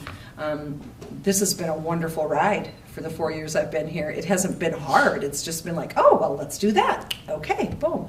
And that's good.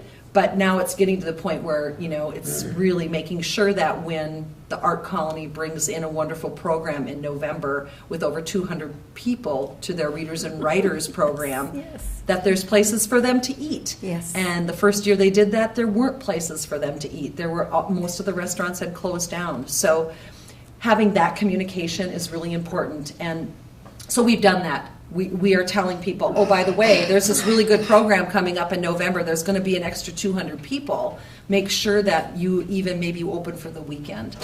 I'm to the point personally where I don't want to get in the business models of our retail and dining folks. If they choose a business model that closes for 6 months of the year, that's their business model and that's their choice. It's balancing out the other side of that.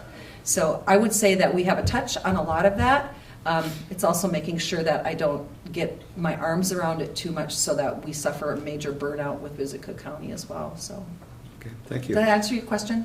Yes. Yeah, Okay, I and think that's it's- a tough balance, because if you look at the 1% is only lodging, and we don't really have a way to figure out how much money is generated outside of that, and can a business be sustainable? And it's really hard to convince a business owner when they've done something for 20 years and they know what their budget is and what their line item is, and to prove to them, you know, how much food is 200 people? Are they just going to order a coffee? Right. Or are they going to order, how do you order food for that? So it's huge, and so thank you for what you've done and the balance and trying to build those relationships with people and not forcing it upon anybody and saying they have to be open, just allowing them to know what the opportunity is and try to make partnerships, because it's not easy. No. And I'm tasked with doing a study on sales tax collection too, because. That's my next question. Exactly. I'll ask it later So, to you know, follow. I am looking at that to see where it's trended, because you can see that people, you know, you can say, oh goodness, people have reinvested. You know, you have Voyager investing in a deck. You have the Riddle Bowers. Blue Water, is that their name? Riddles. Riddles, yeah. You know, redoing Yes. the front of their building. So you see that local investment, but when your budget is just a lodging tax based budget, it feels a little bit unbalanced. You want to make sure that everybody else is growing over here, and I think they are. Everybody seems to be pretty happy as business owners. So, other than the fact that they can't get adequate staff. It's kind of a love-hate, because, you know, they all come It- in at it the is a door at one love-hate. time and you panic. Yeah. Do I have enough people here today? I hear that often. The hate part of the love hate. The follow-up to that was, and maybe this is a question to Brady, is any study, or I would encourage, or is it possible to do a corollary study with our transportation sales tax income and any of our sales tax income and correlate that to their lodging tax? Is that possible? Should be. Well, is there any way we can get at that information? Let's just say the transportation sales tax, now we have that in place, and we start monitoring that, and then we do a corollary study with their lodging tax. Do we do that? Well, we have that data on sales tax, So we could do a correlation. if you want to see how they both rise. Well, I'd be just curious. It's obvious that it's going to work, but I think it gives us some kind of concrete amount, or saying, you know, to the public that this is important in our community. It's just not about having tourists here. Right. We have a return, and so I think it's part of our issue as a government to say, you know, we support this because there's something in it for us too, to help with our highways or with some of our other sales tax funding. So I'd be curious in that data. I don't want to do it. Come on, Myron. You know it's your Kelly. I actually have Brady's on my to-do list. And that's one of the things to like sit down and talk about sales tax as well as some other. Yeah, I'd be curious about that too. Yeah. Yeah. So. Great, thank you. Commissioner DeShaw. Well, whatever you're doing, it's working, because if you drive the shore like I do a lot, it's quite difficult to drive nowadays. And in knowing your representation, Frank Vecchio from Grand Portage is on our board. That the 1% is a little bit different with Portage in that they give us a straight up gift each year. So they're always included in all of our marketing, all of our event marketing. And then if there was ever an event at Grand Portage, Frank is very, very much, you know, at the table and asking what he can, and we also would partner with him as well and Portage. So we're good. Great, thank you. Thank you. Thank you, and thank you. Thank you. And, yeah, I think, like you say, you'd have to be living under a rock to not notice the difference that you've made at Visit Cook County. And yes, it has created challenges at the same time, but overall, it's very positive and upbeat and good growth, good development, and really, really fun. Created a really fun place, sometimes maybe too fun. All right. Thank you, everybody. Your work Thank has you. really created a culture of we can do this. Yes. You know, we had a commissioner meeting for our district, Mhm. and That's a a good- business owner was able to call and bring in staff to cover for all of us on very short notice. And so I don't know that that could have been done 10 years ago. So, thank you. And on that note, I also think when we go to a joint county meeting, we usually have a positive story to tell, and it's largely due to the work that you do. And I don't know that that happens in very many, like you say, it doesn't happen in very many counties, not in Minnesota, probably not even in the United States. So counties look to us for, and they kind of look at that, they give you that puzzled look like, huh? How do you do that? Yeah, why are you so positive? I mean, like, And you're charging more taxes and people are paying them? Really? Yeah. Yeah, so it's, we are an anomaly, and we should celebrate that. Yeah, And I exactly. think we do. Definitely. So, thank you for your great work. Thank you. Great. Okay. So Jeff, do you? Just bring Diana. Okay, we'll keep going. We'll just keep bumping Yeah, Jeff to we'll the keep bottom of the bumping, list. yeah. I'm not leaving. Yes. So Diane, you're up with another positive story. For the most part, we're pretty positive up there.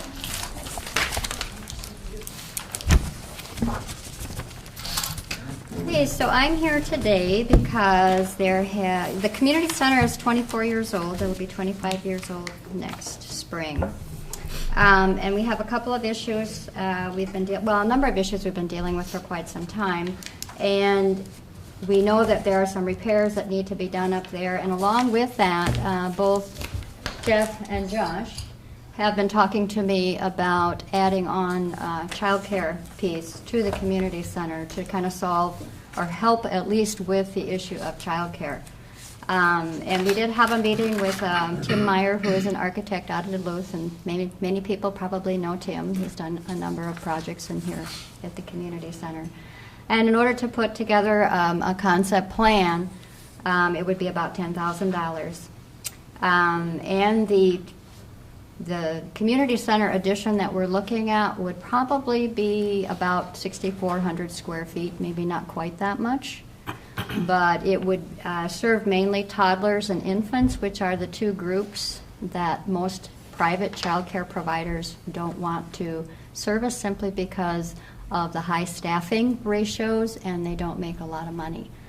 So I know both Jeff and Josh have also talked about it's really hard to get staff to come to Cook County because the shortage of childcare. It's hard to retain staff. We've lost people. And so they were thinking that this might be a good thing to look at this point in time when we're also looking at leaking roof and, a bunch of other things that we've talked about. So I'm here today to just kind of ask, can we move forward at this point with the $10,000 kind of schematic study that would look at things and kind of put that into perspective so we could take that to some granting institutions for some additional funding, hopefully.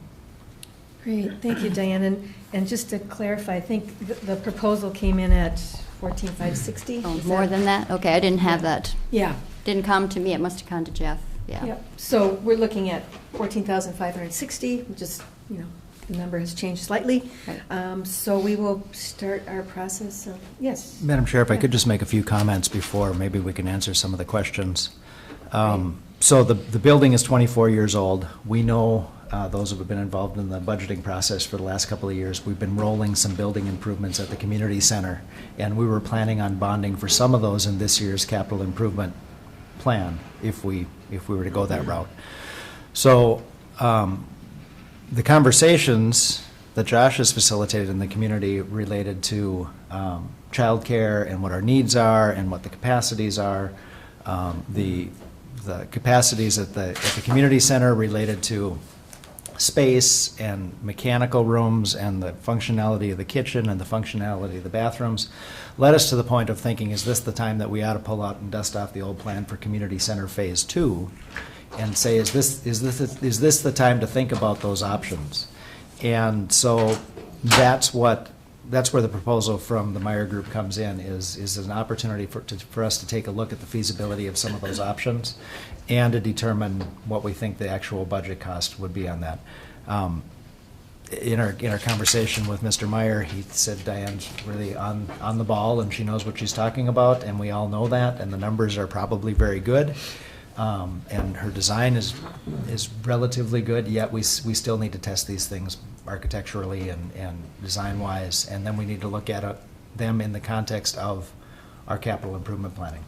Is this what we want to do at this point in time? So, based on the fact that we're planning to bond for the replacement of the windows and the roof and the windows and the mechanical stuff up at the community center, and that's already accounted for, and that's going to be paid for by recapturing retired debt service. This was an opportunity where we said, do we take some of our building funds and pay for this study so that we can adequately talk about what does the next 20 or 25 years of the community center look like? And so that's the proposed funding source would be building funds to cover this, so that we have a plan for the long range use of that building. And none of these conversations are done. What we would do with childcare, if we would do it, if we'd make the space available and contract with somebody else, none of those all those conversations are continuing to happen with that group.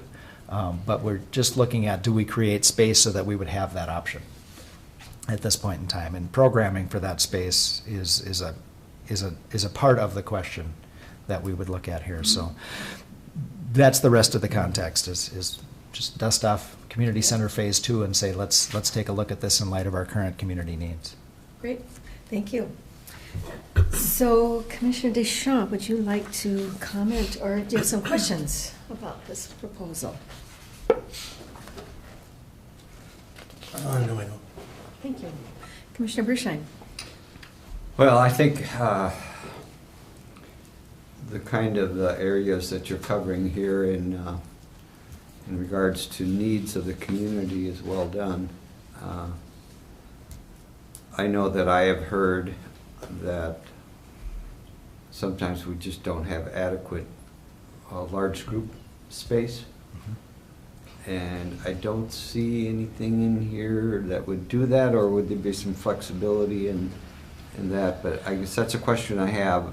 Could we expand our large group space? Well, I think I can probably address that, at least according to my concept drawing, which some of you have seen and some of you have not seen. It is posted at the community center on a wall up there if you want to take a look.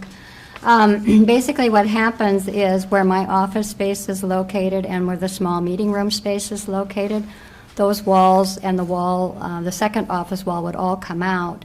And then the current social room space with the double doors could open up, and you'd have one huge room that would go around that whole kitchen space, that commercial kitchen space. So that would probably be the cheapest, easiest way to do that. Mm-hmm. The other thing that it does is, I know a lot of people through the years have said, oh, this is a curling club because for 5 months out of the year, that space gets used by curlers quite a bit. And so that really limits the space that people can use. And so by doing that, that allows the curlers to still have their space, but it allows the community center, or the community then, to come in and have space as well, 12 months out of the year instead of 7 months out of the year. So would you have a dividing, folding kind of wall? Well, there is one already now. We just retain the one that's there. Okay. We'd probably, where my office door is located, we just move that, we can reuse a lot of stuff, just move that office door down so that you could also close that room off and with both of the double doors and then the door here, so you'd have a separate meeting room there. Or you open them both up and you have one big, huge space. So approximately how many more square feet does that provide? Well, that whole space, proportionately? that whole space is about 6,600 square feet that we have now. And then if you add on about 10,000 more square feet for the actually the arena space, if we add 6,400, we'd be doubling the space of the social room, my office space, the kitchen, and the bathrooms. We'd be pretty much doubling it by adding that space. Okay. Yeah. Thank you. Does that help? Yes. Yeah, I just didn't see that in here, and I don't know. Come up and take a look at my concept drawing. Okay. And I think you've missed a couple of the meetings, so, yeah. Commissioner DeKirk. Well, it's so perfect that we have this right after we have Visit Cook County and talk about our growing community and the needs that we have. And so we as county government need to provide services for our residents, and you have done a very fine job of expanding that and having a wide view of community garden and the market and everything else that you've done for the years. You've been here as long as this building. Yes, So- probably new for, time for somebody else pretty soon, yeah. You're going to leave them quite a legacy, I tell you. You know, when we look at what's in here, having Ruby's Pantry, which is a huge service to the community, expanding that kitchen. I know that it's tight in that kitchen, and you've allowed so many people to expand their businesses and be able, you can't just make jam at home and throw it in a jar and sell it. You have to be in a commercial kitchen. And so the opportunities that you provide and the flexibility, and you've just done so much with so little so far. It'd be nice to have a little more space to do things. That's a yeah. tagline. It would be helpful. That's our tagline in general during our budget and everything else. So, thank you. Thanks for bringing this forward and letting us have the opportunity to help you. Commissioner Sterling. Thank you, Madam Chair. Well, with all of these different items in process here, the ideas that have surfaced, I think it'd be good to at least have a better plan. The plan you've designed, the layout of everything would be important to look further into that. But where is your office going to be? Everything's going to be moved and you're going to be in a new area? Yeah. Okay. We'd have to move, and again, you're certainly welcome to come up and look at my concept drawing. I don't know if that's what the architect's vision is, but as I look at the building, that I've been there almost, 24 years now, I think I have a pretty good idea of how it works and how it doesn't work. And so what I've tried to do is try to get rid of some of the problems we have as far as space goes, and as cheaply as possible, make it work better for all the different groups. And I could go into it more, but you probably just want to come up and look at the drawing. I'd be happy to go through it with you. Yeah, but the office space would move. There would be double doors going in with a vestibule so we don't waste so much heat. You know, that's an issue here. And the office would be located near that front door space. Mm-hmm. Right. Okay.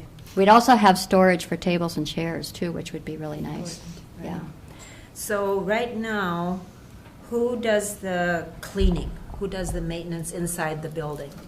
Right now, we have a person who's about half-time, and I've already talked, I'm a little ahead of you, but I've already talked to her.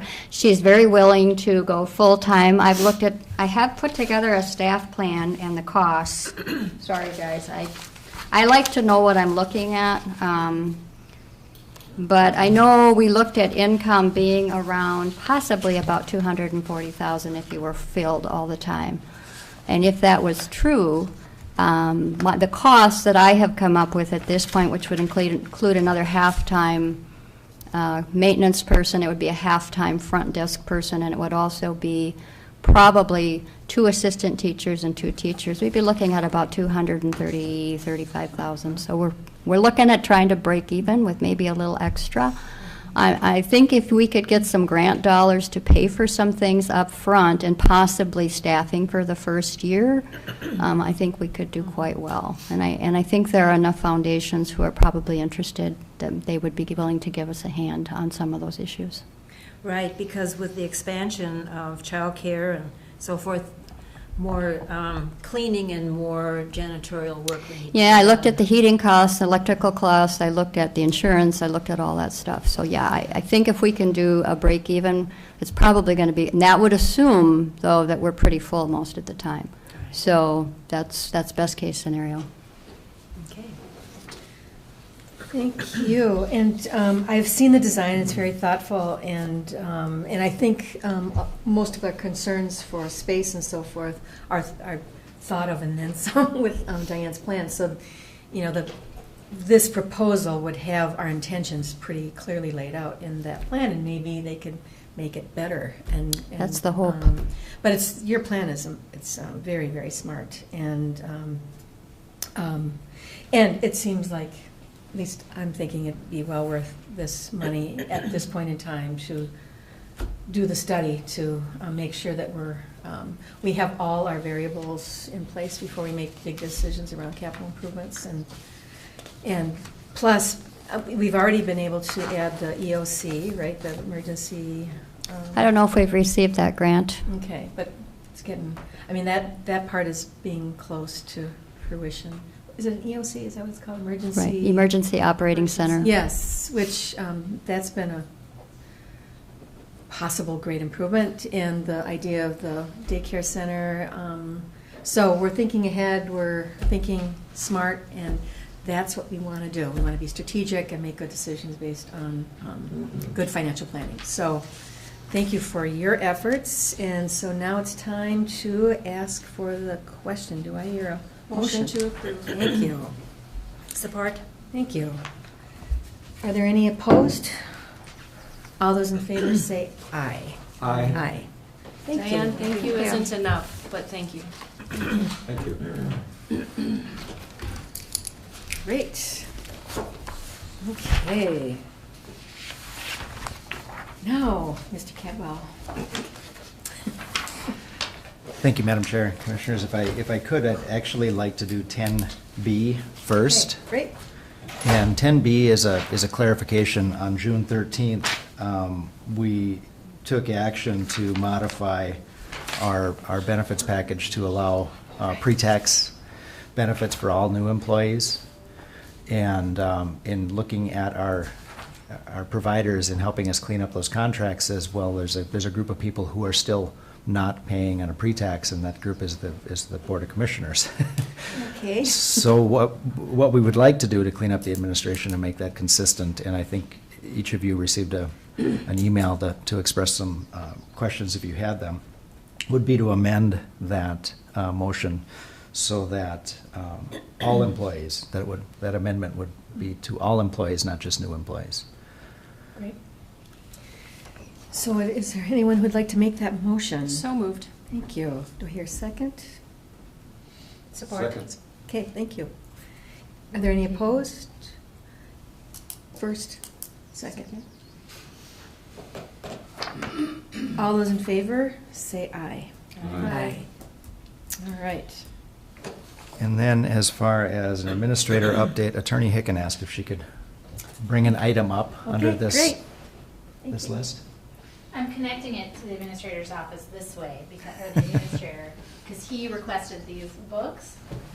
So these are Cook County Commissioner handbooks. These are updated. I'm Wow. giving the ones to Jan and Heidi because they turned in their old ones. Okay, so we there's got some, that. you guys had stored some other documents in there, but. Oh. We followed instructions. So Administrator Cadwell asked that I prepare one of these for Commissioner DeShaw because Isn't got one yet. he's a new commissioner, and it occurred to me I haven't done an updated one for anyone. So, and I may not have ever provided one to Commissioner Bershon. No, thank you. You're welcome. That's great. So, there's a little introductory letter explaining what's in this handbook for you, but essentially this is information on open meeting law, public hearings, data practices, and some other administrative information for you. What I'm hoping is that you'll have time to review the contents of this 3-ring binder sometime soon. And, you know, scanning these articles is okay. What my intention is that if you review these ahead of time, you will be able to recognize a legal issue when it presents itself. If somebody's proposing something that may violate open meeting law, my goal is that you have the general knowledge necessary to recognize that as, wait a minute, let's slow down, you know, let's consider how open meeting law is impacted by this. This is not meant as a substitution for attorney advice. This is meant as a quick reference for you so that if I'm not immediately available to answer a question or Administrator Cadwell isn't, then you can take a look at your handbook and see if it might provide you some guidance. I think I might have even printed out some statutes for you. You know, statutes are open to interpretation, so I have to say that first. What appears to be the plain meaning of the statute might actually have been modified by case law, or, you know, may have been repealed. So if you have questions about statutes, I'm available to help you interpret them. But there is some general, you know, there are some legal issues that you'll come up on again and again, and they don't include only open meeting law and data practices, but these are some of the more common issues that might pop up for you. So thank you, Administrator Cadwell, for making that request, and I hope this is useful. If anyone has any suggestions as to other topics to include in the handbook. In the future, I'm happy to include others. I made a handbook for Administrator Cadwell and for Mr. Powers too. And if you think anyone else should have one, let me know.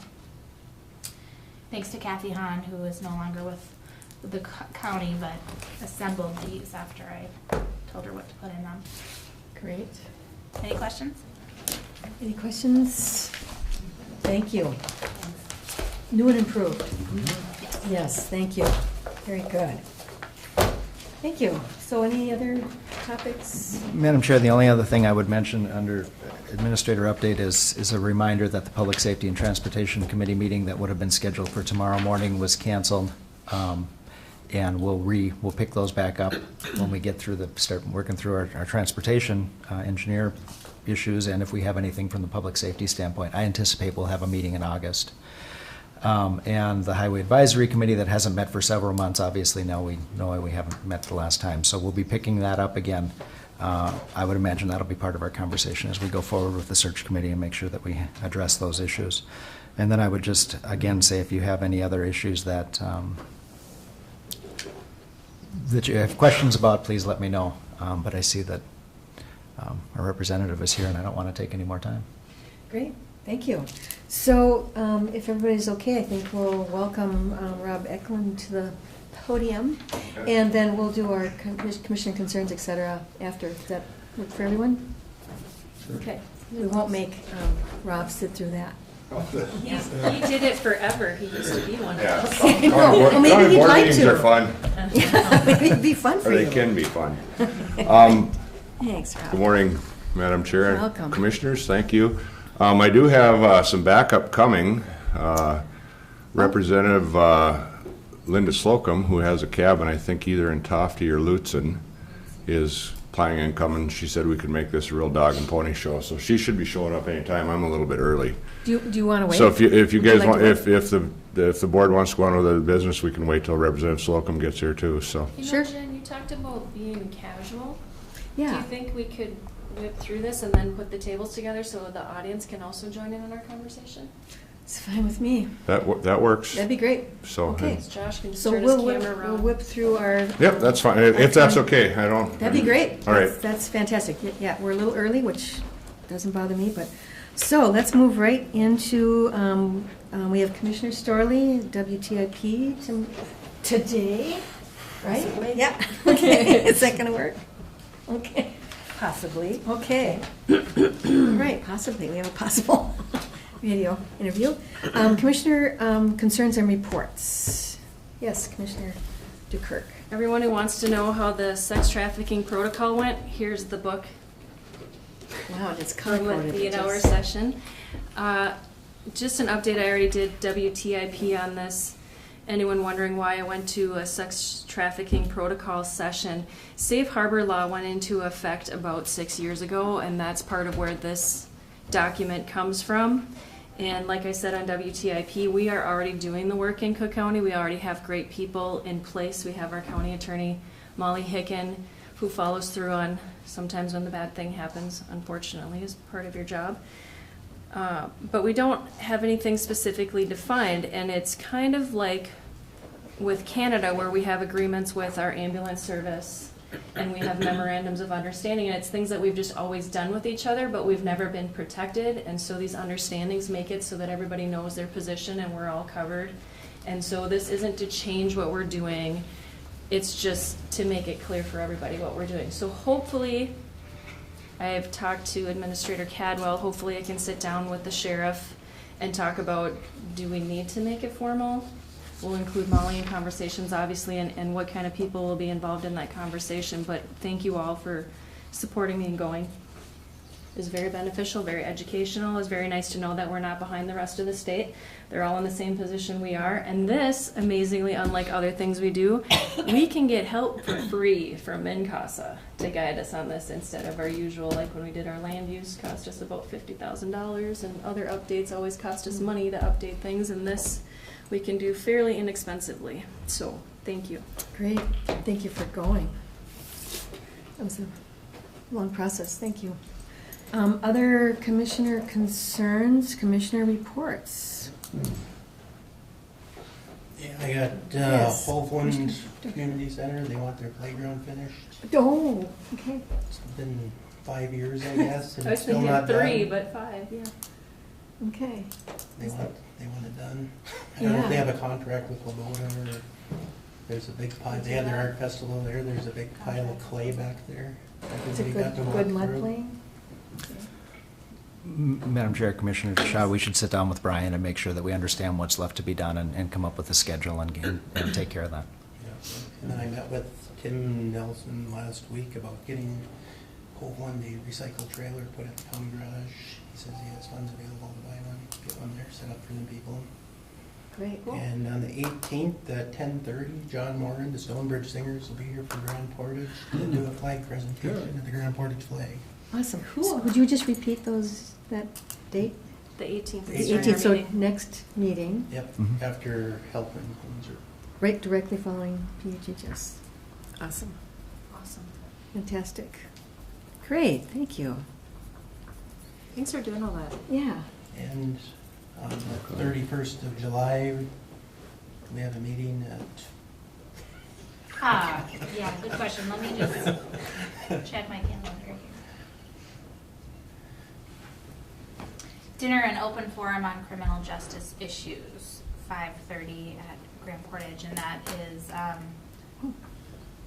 the sheriff and I are invited by the RTC to present and be available for questions on, is it charging prosecution related to drug crimes? Yeah. Okay. When is that? Yeah. It's the was that again? 31st at- 5:30? July 31st, which is a Monday. Yep, and Okay. then, Is that open? Yes. Okay, because we had announced something that we had done at Grand Portage once before and people wasn't open. showed up. yeah, someone showed up. So I just want to make sure that these are, and if all the if more than 3 commissioners are present, after you read that book that Molly gave you, you'll see that we have to put it on our agenda and announce it. Best practices. Yes, yes, practice. Thank Then you. our tribal attorney will be there from Minneapolis too. Oh, great. So it's really interesting. Where is, I'm sorry, The where will Log it be? Community Log. Center. Okay. Cool. Great. And Commissioner Bershon, so anything else, Commissioner DeShaw? Nope, that's Okay. good for now. Thank you. Commissioner Bershon? Yes, I'd like to just comment on one group that I've been working with, and it's called the Northern Counties Land Use Coordinating Committee, and it's referred to as N-Club. And we've had quite a bit of discussion in our last meetings about the Forest Service, sort of a declaration of the area adjacent to the Boundary Waters Canoe Wilderness that they would withdraw any mineral exploration or do any site analysis. And I'm sure Mr. Eklund's more familiar with this. And we had some concerns about that. So we're going through a process and have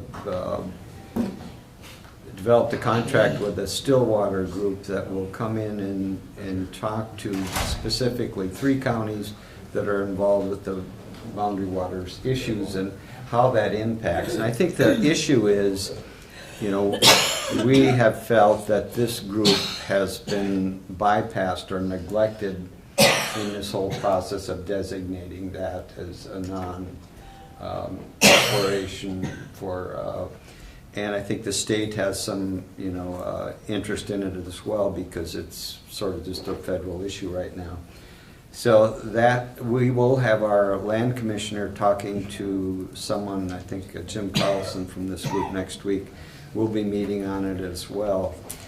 The other part of what N-Club has done as of the last meeting was to support the efforts of Representative Nolan in regards to opening up that area for our, you know, environmental review process and to not exclude it as, you know, just a federal issue. And so that's going on, and it does affect Cook County from the standpoint of, I guess, does the Forest Service have the, you know, the legal right to declare certain things without involving the county and or this N Club board. So the issue is not necessarily meaning that we're advocating for anything except that we feel we've been excluded from the process. Okay, thank you. Thank you. Well, lots of people weighed in. Judy, do you have anything? Commissioner Sterling, anything? Commissioner Well, report? yes, a good report. I've been asked by Andy Hubley from ARDC to be part of the bike route US 41, to be on that committee for a few months. So we met a couple weeks ago, and 5 MnDOT people flew in for that meeting, and there'll probably be about 18 on the committee. Wow. And so the next meeting will be to go over the data that they're going to put together about the bike trail, which eventually will connect with other bike trails, which is different than the Gitchigami Trail. Right. That's awesome. So that will be a committee I'll be going down to Duluth a few times to attend, but it's spaced out enough that it'll work. Okay, it's spaced out, so it'll work. Okay, Right. thank you. Thank you. So I think, oh yes, before we move to our next agenda item, this is the first meeting of the month, and we celebrate the anniversaries of our staff. And I'm going to turn this item over to. We have Deputy Schrupp, 4 years at law enforcement. We have Phil Larson in our soil and water, 1 year. Dagmar Smith, 1 year in public health. Mitchell Everson, the original Mitchell, in our land services, 7 years. Now we have 2. Really? Yeah. Oh, that's right. Mitchell Travis and Mitchell Everson. Makes it really easy when you walk in and say, "Good morning, Mitch." They both answer. Julie Berglund, who assists all of us, 23 years. Neil Cooper, 10 years at Road and Bridge. And then we have 2 that sit with us today that we're celebrating. Brady, thank you for 26 years. Molly, thank you for 10. Yes. Thank you. Fantastic. Is it really 62 instead of 26? 25. How to work a slingshot. Yeah. Okay. I think it's time that we move our tables and chairs, and we'll set up sort of an informal gathering. We'll try to do it in circular fashion, or square fashion, rectangular fashion. Yeah. Very good. Thank you. Commitment, so I have to. Go ahead and do it. Oh, yeah. I'll call him. I might just defer to tomorrow morning.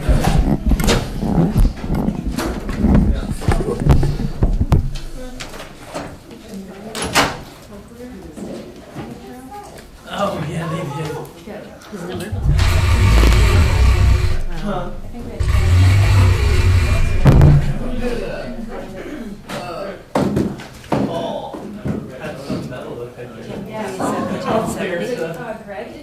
Yeah, I'll call him.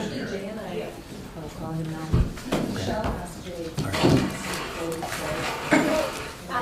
So Ginny, your new commissioner handbook, when you answer the questions you tell me about.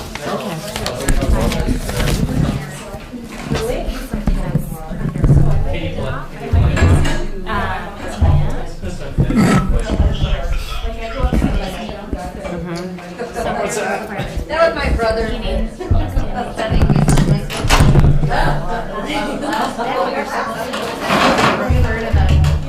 Statute or law says why we have to do this.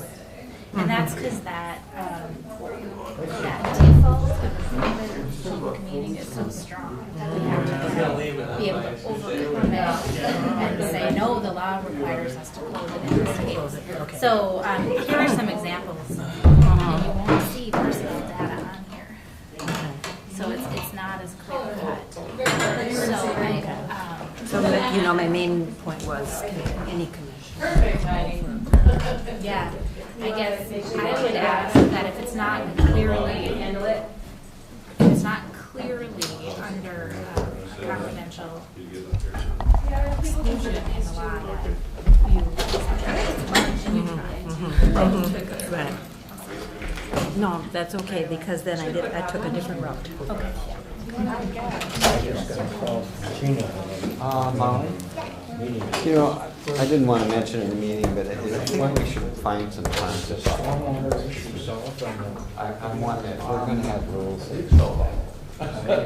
Or we don't. So, I mean, at some point, maybe, I don't know, maybe use a whole college. So I think we're clear on the role. I'm live streaming this or no? Yeah, absolutely. Oh, here. I'm the one who talked about it.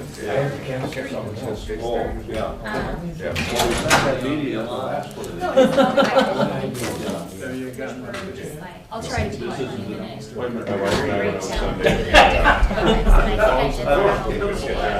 And I did run public hearings. I'm happy to research that. Well, I guess one of the issues is that sometimes I am used to being involved. John, I forgot to take my spot over there.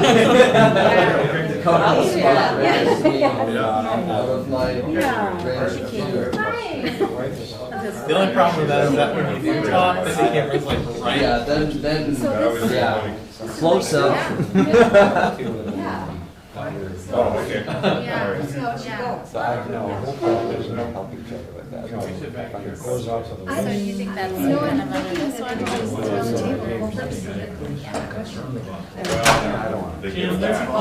There's plenty of room. I don't know how.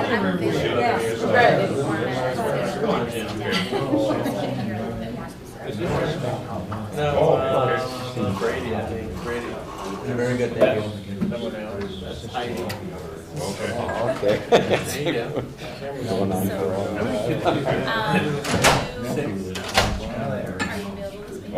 I don't even know. And I don't want to make that work. Missouri We can start anytime if Linda shows up. Yeah. Dan's the boss. No, but do you know Linda? Yeah, she spends the summers up here. Yeah, just so we can create some kind of semblance of order. All right. Hey, Jan. Rox, you can go ahead and start. I sit here, it's gonna be hard to be filmed. Well, I'll get you. But as soon as we close. You know, I've got some time tomorrow morning. Make sure you don't have Right. And I don't want to make it very busy.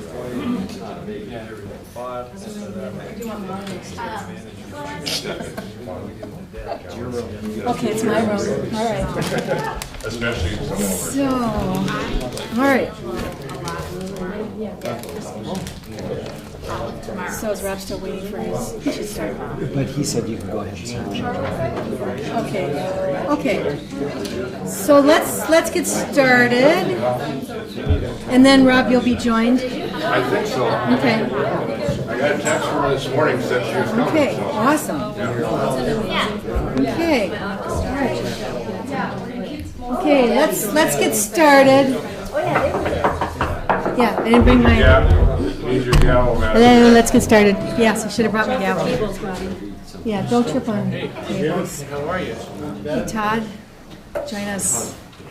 So this is something that we haven't really done like this before, but I think we'll start with Rob, who will give us an update, and then it'll be obviously pretty informal, but if you could just raise your hand to be called on to speak, I think that will help it flow better. So I'll pay attention to hands being raised to speak. But we'll start with. That might help if we went around the table with the introductions. Should we do introductions first? I don't know everybody Okay, here, so. very good. Oh, well, I know okay, most that of you, makes but I don't sense. know all of you, so. Excellent, So very I'll good. start. I'm Rob Eklund. I'm the state rep Great. for 3A I represent from Coochin County to Grand Portage and I think all parts in between, it seems like anyways. Fantastic. I'm Hal Greenwood. I'm chairman of the Cook County Loan Revolving Fund for 20 years and a member commissioner on the EDA and planning and zoning of the city of Grand Marais, and anything else I can do, I try to get involved. Nice. So Molly and Todd, do you want to join us at the table, or are you? Sure. Sure. Yeah, why don't you just gotta try have one to more join us thing. at the table? It feels weird to have, Oh, yeah. Otherwise, I'd make you speak next. There we go. Brady. Brady Powers, Cook County Auditor Treasurer. For the last 26 years? 26. Yeah. No, not until July 15th. Josh Beck, Director of Public Health and Human Services. Heidi Dukirk, the Friday phone call for legislators when they have a long drive home. Legislative Funny thing support? is that makes perfect sense, doesn't it? It does. I actually got to call him when I went down to the protocol because I was driving home and I'm like, it's your turn to listen to me talk while I drive through traffic. Usually I get them going the other way. Jim Boyd at the Cook County Chamber. Virginia Storley, District 5 Commissioner. Bobby Dishaw, District 1 Commissioner. Myron Bershon, District 2. Jan Severson, District 3. Jeff Cadwell, County Administrator. Howard Hedstrom, just hang around a lot. EDA. President EDA. Yes. Katie Krantz, I'm with Visit Cook County. Linda Jurek, Executive Director of Visit Cook County and Cook County Chamber Board Member. Mary Stoners, Director of the Cook County Grammar EDA. Molly Higgin, Cook County Attorney. And Todd Smith, County Assessor. I think we had one step in. Yes. Just one, huh? Yeah. Tim Kennedy, Grand Marais City Council, and President of the Superior Cycling Association. And just so you guys know, before I start, Tim and his group fed me some really good walleye in May. So, May or early June, I can't remember what it was. But, yeah. So. Okay. All right, well. It's a nice group. Yeah, and thanks for inviting me up. I appreciate it. I always love coming and talking to the county boards, except for, take this off the record, but St. Louis County Board, they're a little different. But anyway, I only have one commissioner in St. Louis County Board in my district, so I deal with Commissioner Rukavina one-on-one. Oh, Tommy. Yeah, so, no, and all the county boards are fine. It's kind of funny when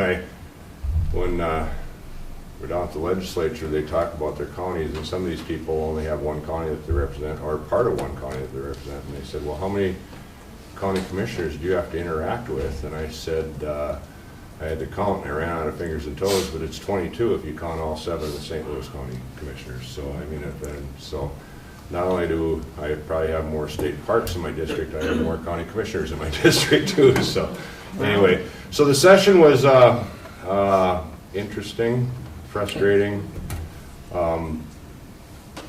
Being a Democrat and being in that small of a minority, the majority party doesn't need us to vote on any bills except for the bonding bill. And so a lot of stuff went through that may or may not be good for our small rural counties, but we did get some stuff done that was good for our small rural counties. We got an increase in county program aid, increase in PILT, increase in local government aid. So those are key things to our small municipalities and small local governments that'll help out. Now, with some of the changes in health and human services, I'm not sure what the increase in county program, how that's all going to, county program aid, I'm not sure how all that's going to wash out with what, new requirements and that sort of thing, so that time will tell on that. The bonding bill, I think, was very successful for District 3A.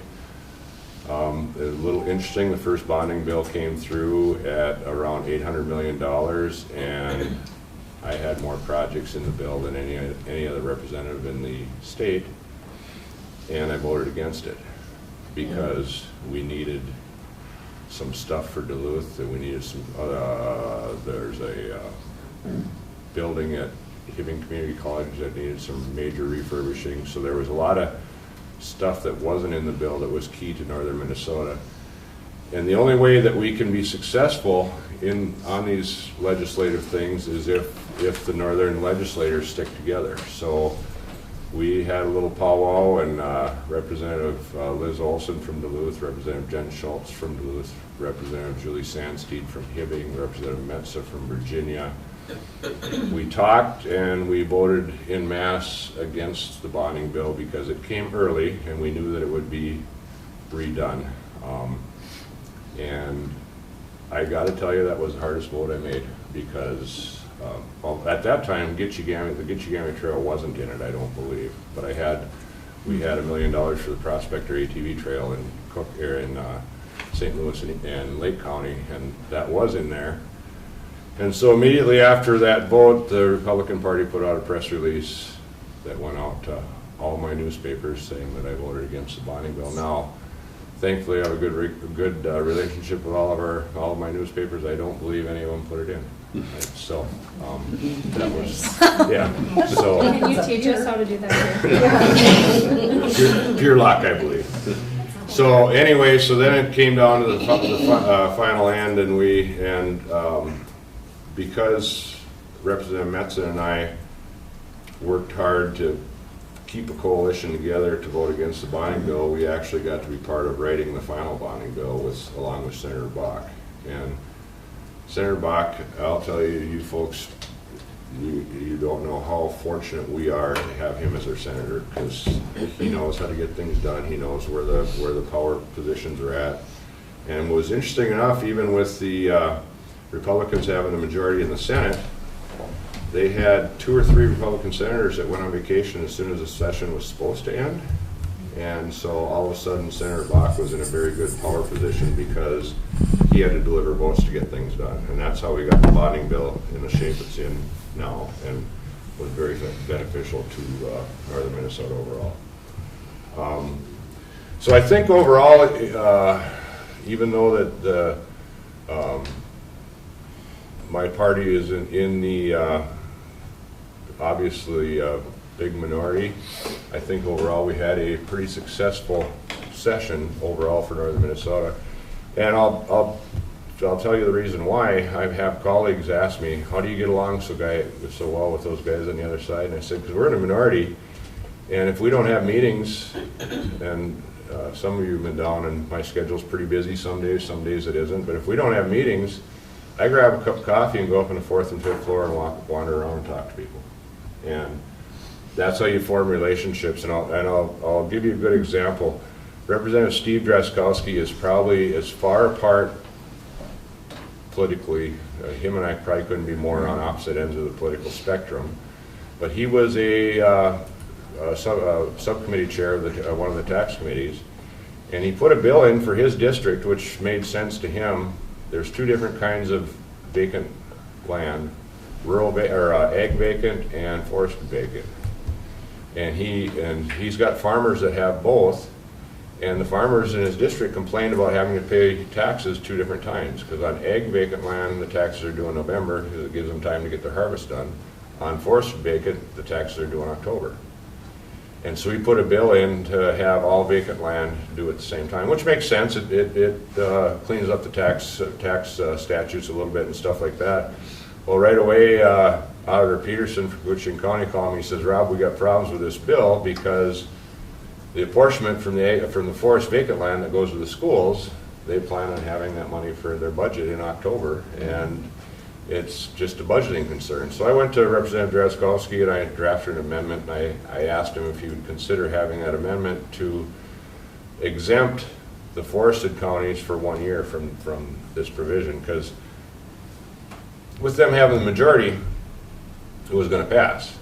And so he looked at it and he asked me why, and I told him. He says, well, that makes perfect sense to me. So yeah, he accepted that amendment. And then what they did in the final tax bill is they passed that into law, but they have it starting in 19 rather than 18. So all the districts and stuff can get ready for their budgeting process. So that's an example how you maybe not form alliances, but you form relationships. And how I started the meeting out is and we call him Draz, and everybody does, so he won't be offended if it's in the news that I say this, but I said, Draz, you go to Lac La Croix every year. I said, rather than that, when you get to International Falls, why don't you take a right in Fish Voyageurs National Park and spend your money over here? I said, you'll find the fishing's good, you won't have to go to Canada, and you can keep more. And because on the Canadian side with the U.S. citizens, they can only keep 2 fish per day, and on Rainy Lake, you can keep 4. He said, well, maybe I'll think about it. I'm pretty sure he still went to Lac-La-Croix because they've been doing it for 30 years. But that's how you start out the conversation, because you know something that's near and dear to him. He loves to fish, and then you talk about that, and then you get into business. So that's what I intend to keep doing when I'm down there. I intend to work with the Republican Party, the members of the Republican Party that I can work with. Representative Fabian from Roseau is the chair of the Environment Committee. Him and I get along very well. He was just over at the New Club meeting, I believe, wasn't he? Yeah. Dan is another one that's, our political views are quite a bit apart, but for the environmental stuff that we work on for our districts, all that stuff is very near and dear to our hearts, and him and I actually get along pretty well. And it's kind of nice as far as the forestry stuff that I'm always working with Howard and others on is on the Environment Committee.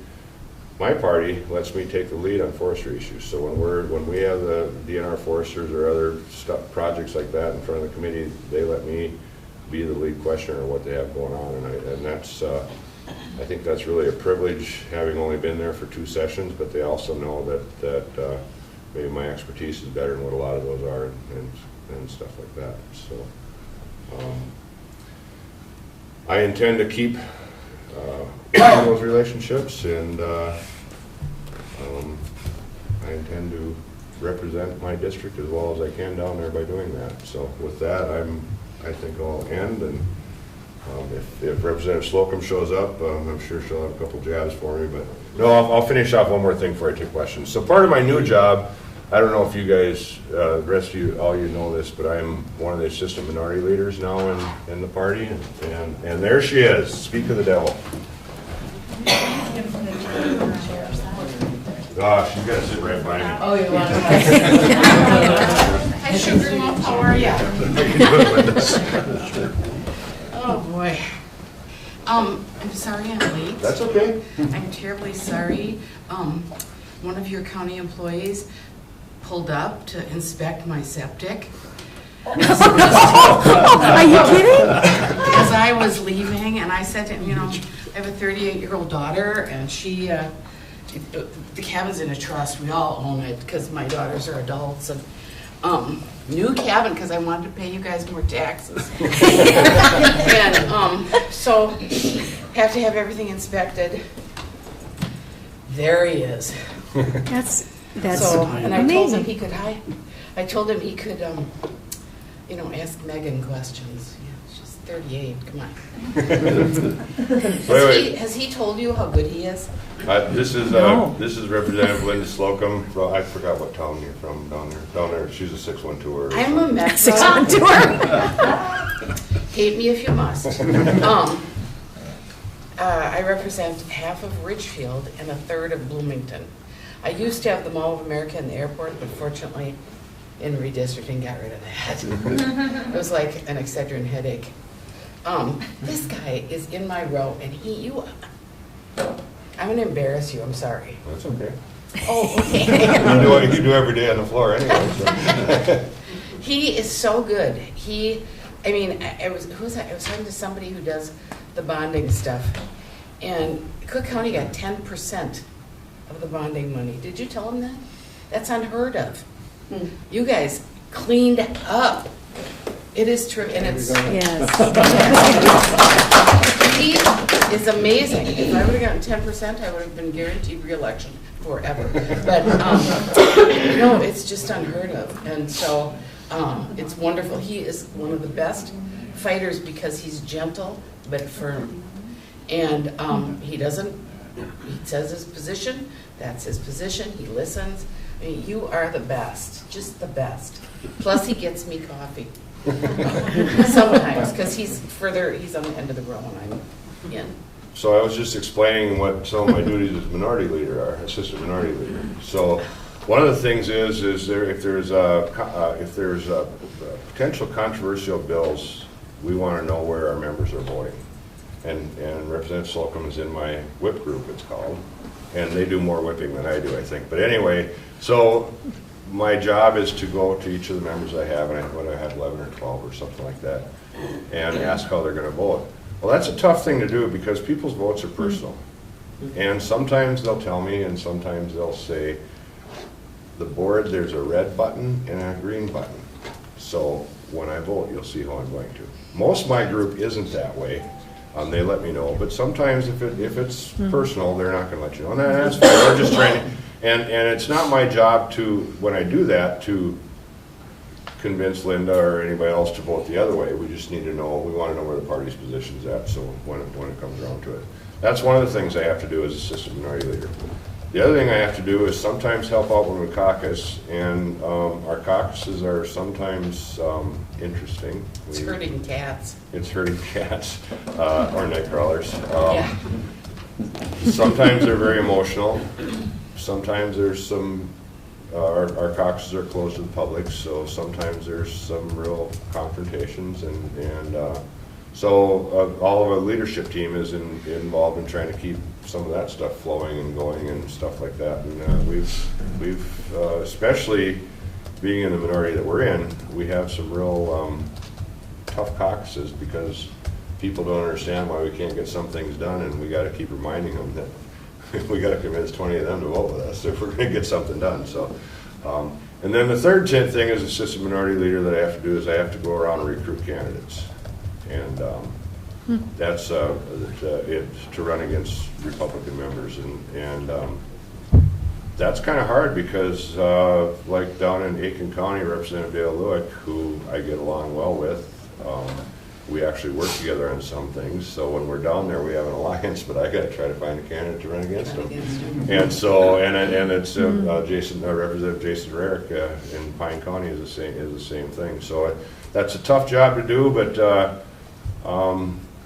I've never been one to shy away from things, so that's why I like to run for assistant minority leader, and it's great to have people like Linda and others that support me on that. So. And we try and help you with candidates Yep. too. You know, if we know somebody who's just kind of laying in the weeds but very active in the community and stuff, you know, because the salary's fabulous, so it's easy. Our 31.5 really goes far. Yeah, and I know my wife keeps reminding me of that too. So I know. So. But we help too with that. Yeah. It's been a wild ride the past couple of years. I've been there for 10 years. This was my 10th session. I like being in the majority way better. However, I do get things done the way Rob does because I've got friends. In low places. That's what I tell him. I said when I have spare time, I grab a cup of coffee and I go up to the 4th and 5th floor and I wander around and talk to people, and that's how you form the alliances, and you know, if you find things that are so. So Rob, the Senate has the Purple Caucus in your position. Do you think you could create something like that for the House to build those relationships? There is some talk of that, and I expect that we'll see a Purple Caucus, and that's something that us Northern Minnesota legislators have to be aware of because our districts are becoming more and more purple. So when Representative Dill held this district, the DPI, which is the Democratic Party index, was at about 64 or 65%. So, and if you look back on past elections, David and his predecessors always won with 63, 64%. So this past year, my DPI index was 61, and I won with 61%. So it's a pretty good indicator of where we're at. So this district is still considered safe. Not that I will consider it safe. You guys, next summer, you guys will see me all over the place like you have in the past. But anyway, it's going down. Representative Metz's district in the Virginia area, his DPI is about 59%, and that when Commissioner Rukavina represented that district, his DPI was probably 67 or 68. So things are changing, demographics are changing, so it's something that we all need to be aware of. So I think a Purple Caucus would be a good thing to at least go to and listen to anyway. So. Thank you. Yep. Great. And I'll probably be in the Purple Caucus. I voted for the, don't hit me, second tax bill. I did too. Oh, did you? Yeah, it was good for my counties. 5, yeah. It was good. It was good for my cities. So I voted for the second tax bill. which had some flaws, but you know what? Had what I needed. Yep. And the flaws weren't big enough to make me wonder what was going on. Do you think that tax bill is sustainable over time? Like, I was worried that, for example, the business tax cut on the property tax was great, but it looked to me like you're using a one-time pot to fund a recurring break, which is, as you know from our history, a prescription for disaster. I don't think it is, and Linda and I both got the revenue forecast yesterday, and it's $104 million short of what was expected. And that's probably a direct result of those laws going into effect July 1st. So it's going to have to be tweaked. I don't think you'll see it tweaked this year. I think the state will probably end up running, when we come back in the majority, we'll probably in 18, which is certainly the plan anyway, we'll probably be looking at a possible deficit where we're going to have to fix some of those things like that to get out of it. So, Can I ask one more to follow up on Heidi? Do you too, representing such different areas, do you worry about the split within the Democrats between the urban people and the rural people? It seems to me to be getting more and more severe.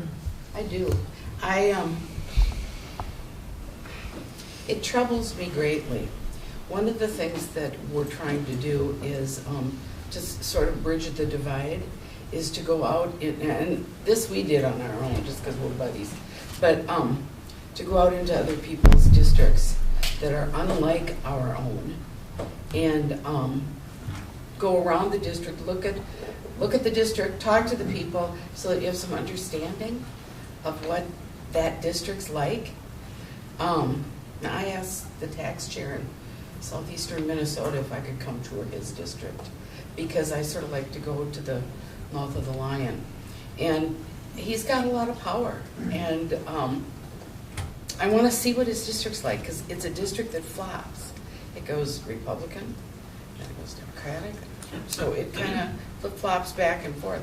I think I would find it really interesting. I think I'd learn a lot. We're trying to pair up people with different districts, and it can be a Democratic district, it can be a Republican district, to take the gloves off, take the demon out of the other party, and that can only help, But I'm going to just put this out there too. The Republican Party, we've had our problems in the Democratic Party. Oh my, yes. We are not without problems. But right now the Republican Party still is dominated by a very strict ideology that is very detrimental to policy making. And certainly detrimental to the sausage making that is legislating, because it's so rigid. And this is because we had one woman, she was talking about, I believe it was climate change, and she basically said, standing up on the floor, God will provide. Now, it's humans that are making this, and that's been scientifically, of course, what they did with the world was flat, I remember not too long ago, but so I don't know how it got round. Part of me sort of goes, oh well, okay, we're just a little behind, okay. But to get up on the floor and say that with the kind of rigidity, and that's kind of been the Republican Party's problem. And not everybody is like that. I mean, there are Republicans that are wonderful, nice, their word's good. I got no problem with them. I'm going to differ in philosophy, but sometimes I agree. But we're trying to reach out. It is a problem. what was interesting for what Linda's getting to, and this might be the heart of it, 2 different committee chairs told me when we were coming down in crunch time that I've got no say in this, I'm just a pawn in this game. So everything goes through the leadership corner, and they kept a very tight hold on what was coming out as far as policy changes or anything like that. Our environment finance bill this year had, I think it was 33 pages of finance and 118 pages of policy, and it was supposed to be a finance year. So that's, I mean, that's kind of, and that happened in all the committees, so. So I have a question Sure. to both of you. And Linda, I met you when we were at the Caribou Lake Yeah, Association. yeah. And you had a flat tire then, so. I sure did. You are not having much luck getting to meetings. So what do you like from us? I was impressed when Higher Education, Paula, came before the group twice and explained how important higher ed is in our county. Delegations, both large and small, are important, but how important would we be in terms of coming before you with the issue from our county? To me, it's utmost importance. I get after my own county board because they don't come and see me when they're down for AMC. I really believe that when you guys are down there in the cities, you should at least make the time to stop by the office and say hello. I Make an harass appointment. you. Yeah, you harass me, that's all right. Where are you? When are you gonna be here? So, but I think it's of utmost importance that county board members, city councilors, township boards, if they're down there, make sure you stop in and at least say hello to your senator and representative. Senator Bach and I oftentimes will do joint meetings. For one thing, in the Senate offices, they're way bigger than ours, so if there's a bigger group, there's more room. So, but I mean, especially elected officials, school board members, anything, if you're down in the cities, stop in and say, oh, Tim comes and sees me all the time when he's down there. It's great. So, but I think it's of utmost importance. And I tell my constituents, don't, say hi to me because I want to see you, but then go to the people whose votes you need. Yeah. Don't be afraid to make an appointment with the leadership, with the speaker, make that appointment. And if it's not the speaker, then it's some other leader of the whole place, because that's where a lot of decisions are made. So when you're preaching to the choir, it's easy. It's a great meeting. It's fun. It's it's kind of a fun little trip. But get your stick together and meet with the people whose votes. I mean, our votes count. Theirs count more. How's that? You've got us. Yeah. So, You're preaching to the choir. So there's 134 of us. You need 68 to get a bill passed. So you got to figure out where you're. And that's where we can help you out too.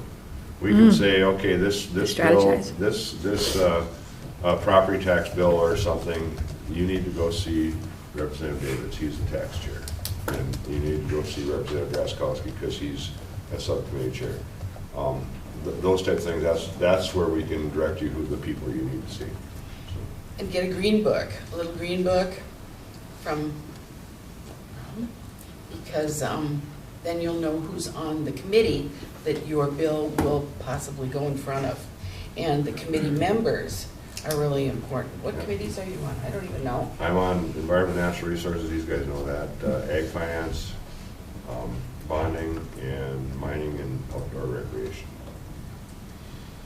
So I'm on taxes, K-12 Ed Finance, Commerce, and I'm the DFL lead on Commerce. And there's one more, and I think I'm blocking it. I blocked it from the end of session. There is one more.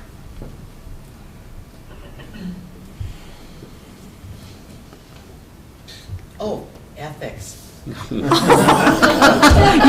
ethics. I blocked it. They must never meet. That's not ethical. No, it never meets, yeah. And maybe it should, but it never does. So questions, comments? Did we really get 10% of the bonding? it was about 3%. Add 7 for. You got 10. I got 10. Well, no, for my district. Oh, okay, For my just your district. district. I'm My talking district. about all of Cook County. Because I thought we had got like 3.1. 3.1 for the Gitchigami Trail. That was it. But we did pretty well in the rest of 3A too. So. Cook County, 10%. That's what, I think it was Nancy. No, we didn't get that much. Really? No. so. Somebody like. But you break me up pretty good there. Go with it, Rob. Yeah, you want to find to. Senator Thomas got the education bill for rural schools, $100,000 a Yep. year. Where is that sitting right now? So that got a hearing in the Senate, did not get a hearing in the House, and when we put that bill in, Senator Bach talked to me and he said, I think I'm gonna get Representative Erdahl to introduce this and you can be number 2 on the bill. And he said, because Representative Erdahl was the bonding chair, and so we were hoping with him being the chief author and also representing a rural district that he would get a hearing, and he did not get a hearing on it. Now, what's interesting about that is the chair of K-12 education is Representative Jennifer Loon. Do I have that right? You got that right. Okay. Her husband just happens to be the president of the Minnesota Chamber. So there's a lot of inside politics there on what bills may or may not get heard. But that's still, it's a biennium, so that bill's still there. So we'll push to try to get a hearing this year on it and see if we can get that, because it's tremendously important to our rural schools that we get better funding for them. So. One thing that's interesting to me, ma'am, you own a cabin at Caribou then? I do. And I've owned it for like ever 30 years. That's great. One other thing is, meet Josh Smith, or Todd Smith next year. In a typical Minnesota county, the number of seasonal rec properties is about 4%.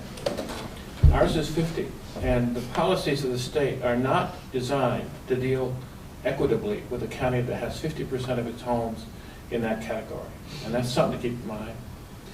And actually, it's closer to 58%, I think, was where the numbers were, that are seasonal recreation, and you know how that plays out in the tax structure. In the schools. In the sure. schools, right. Yeah. So that's been a budget issue that we've been dealing with here in Cook County, because 58% of the properties being seasonally classified, those are excluded from those bonding bills for the school and things like that. So those are especially this last year when we had a couple of referendums.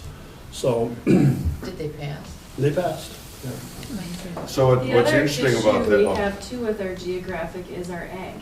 Yeah. And the way that that's written up, we need serious help with that to help some of our residents out. We just can't meet the guidelines that fit the rest of the state. And you've been up here enough to know it's really hard to farm on a rock. And I've met with the farmers groups and with Diane up at the community center, and they're proposing drafting some legislation now that it may come before you in the future, because I believe one of their members is a former legislative aide that is familiar with draft legislation, to try and identify those agricultural issues here in Cook County, which I only have 15 people that are actually agriculturally classed in this county. There's not a lot of land that's available for that. However, there's a lot of smaller, intensive type farming that don't meet the guidelines, so they don't qualify for the ag classification. That's the issue we're trying to approach right now. And just for you two to remember when you get down there, and every time we bring these things up, they say, well, you're 1 out of 87 counties. Right. Just a reminder, there's no point to Minnesota without us. So on 2 issues there, the ag issue is real interesting because we've got a representative from Minneapolis, Representative Karen Clark, who is big into urban agriculture, and Karen and I are working real hard on the ag committee, because the urban agriculture aspect that she's doing would actually bleed over to what's trying to happen here in Cook County, because it's smaller plots and smaller, that type of things. So the chair of the ag committee, Representative Hamilton, who's really a nice guy, he really is, gives you good lip service and that's it, because the industrial ag, or whatever you want to call it, big ag, commercial ag, they're the ones that drive the committee. And so Karen's been working on her urban agriculture for what, 10 years probably? Please take it over, please, I'm begging you. No, but anyway, no, I'm not, she's good. But anyway, she finally got a little bit last year to help out with her, and it's to teach inner city people how to farm and how to do things and stuff. And she's passionate about it, to the point of maybe I just won't go there. But anyway, and she finally was able to get something out of the ag bill this year after at least 10 years of working on it. So one thing I want to throw out to you for your local farmers is hops. Hops? I Hops. don't think we have any hops. Hops can be We have grown used commercially in small spots, and they're very successful in northern Minnesota. And with all our microbrews that we have coming online, I've talked to 2 or 3 different microbreweries. They would love to buy their hops from Minnesota if they could. And tomorrow I want to So be. we need you to change legislation so it makes it more equitable for them to come in. As soon as you get us back in the majority, we'll attempt. We're gonna work together with our other partners and make that happen. Well, we can, but I'm just letting you know, sitting on the Ag Finance Committee, it's very frustrating when you see a lot of these smaller, especially mom and pop farmers that come in front of the committee and try to get something done, and then they don't at the end. And it's a tough sell. And if Well, next year you're gonna give us 10% of the bonding, and what she thinks we already got it. So. I think they already got it, but that's what and it was somebody, I think it was Nancy. And it was the clerk for the bonding committee. But, oh my. Jenny is. Jenny Nash. Oh. Nancy's ag. Oh, wow. Nancy Conley. Yeah. Jenny. Huh, okay. So. I have something that I would like to recommend you go for. Any school people here? School. Great. That's good. We went to school. We've been to school. We went to school. We like the school. And while Dayton is in office, because he loves this bill, I ran a bill for chemically free schools and or programs within schools for kids that want to be chemically free and stay away from the drugs and alcohol and stuff. And I've been up here for 30 years and I've known a bunch of kids. There's a problem, folks. Mm-hmm. And this would be to set up a program, and you could get help from either, I could recommend you to some of the other programs, and it could be kind of an alternative program, and there's $500,000 in grant money to set up a program like that. And it could spill over into education within the traditional programs, and it might be a good thing. And is that open to all sizes? Because often when we go for these grants, we're too small. All sizes. Okay. What is the program called? I don't know what it's called. It's Say No to Drugs. No, it's something else. I will. I'll give it to you if you give me your honest. I love it. My life's run on sticky notes. Excuse me, is the total amount 1/2 million, or is that per site? The total amount is $1.5 million. So how much of it is gone already? I don't know. I'd have to check. But Who at the State Department would be the one to contact? it would be Department of Ed. It would be the Department of Education. Excuse me. Department of Education. Minnesota Department of Education. I can get that info to you if you give me your contact info. Okay. And These are alternative schools, though, within school. They I can have a be. background in education. Yeah, so- they can be an But alternative they program. could be, It could spill over into a bigger, with more school-wide or additional school-wide stuff. Okay. Okay, good. And that would be some money that I think would be worthwhile. And Dayton loves the program. He funded it more than what I asked for because he gets it. We also have mental health grants. That's another area that kind of goes hand in hand with the chemical dependency.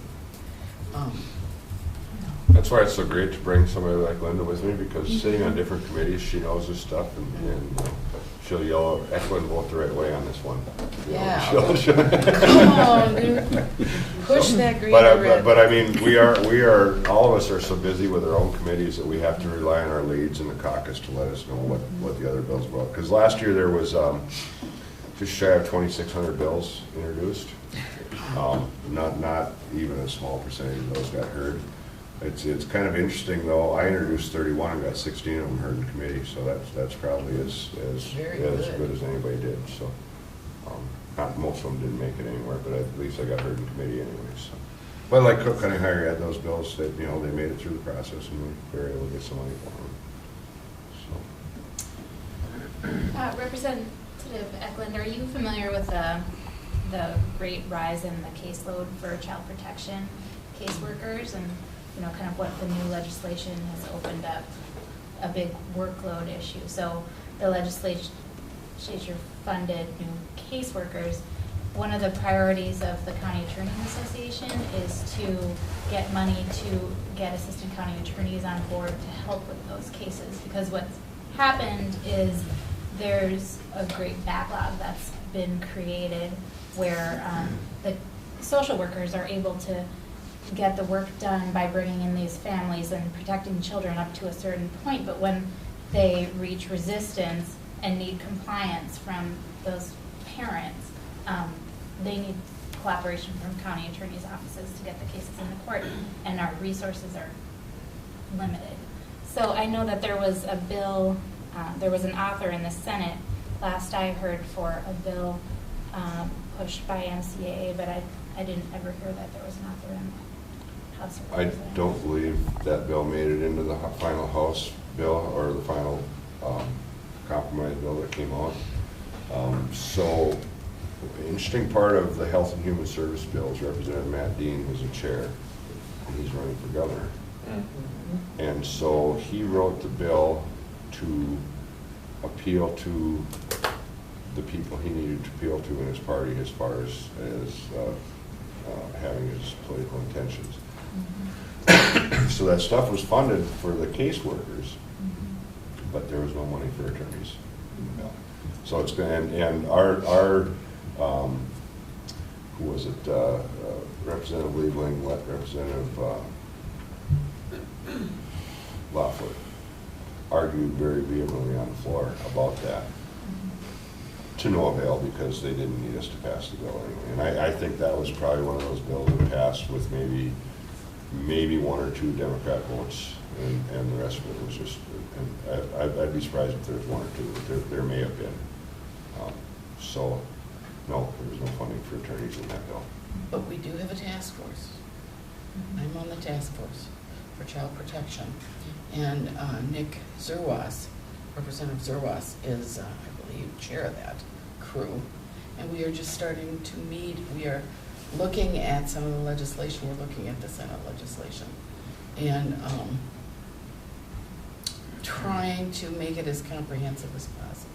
We'll see what comes out of that. Zerwas is a pretty open guy who is very supportive of child protection and those kinds of issues. I will, I can keep you informed on that too. Great. And Representative Zerwas is one of the good guys from that side of the aisle to work with on a lot of stuff. So. Did any of the changes, or I should say possible changes at the federal level with Health and Human Services and the Affordable Care Act play part in, we kind of paused on a lot of the changes we could have had in legislation this year, and I wondered how much of that was kind of waiting to see what the federal government does. I'll be honest with you, what's coming out of the federal government on most things scares the hell out of me. I'm real concerned about our rural hospitals. If this Affordable Care Act is implemented the way that it's being, well, the way it came out of the House and the way it's being considered at the Senate, the hospital here in Cook County, the hospital in International Falls, the hospital in Cook, the hospital in Ely, every one of my small towns that have a hospital they're going to face some dire circumstances if these things are passed the way they are. So I'm certainly hoping they're not. And what will end up happening, if it does, then the state will end up trying to pick up the ball down the road when these places are failing. And generally, what happens with those federal programs that get pushed down like that is that we end up trying to pick up the ball locally, and then the local taxpayers do too, to try to keep their operations running. So I'm real concerned about what's happening coming out of there. I think, fortunately, I was watching the news last night, and right now there's 10 Republicans that are saying they're voting no on that bill, and they need 2 of those 10 Or no, they need, no, I can't remember what it is. It's that close. Lose two. So they need at least 2 votes. No, they can only lose two. That's what it is, yeah, they can only lose 2 votes on that. So I'm certainly hopeful that fails. The Affordable Care Act needs some revamping. I'm personally a single payer person. I think that's the best way to go on healthcare. But unfortunately, the lobby groups and the people that put the money up, the insurance and medical industry is probably number 2 or 3 in the power out in Washington D.C. So the private insurers are going to make sure that we don't have a single payer system probably in my lifetime. That's what I would like to see. So. Here, here.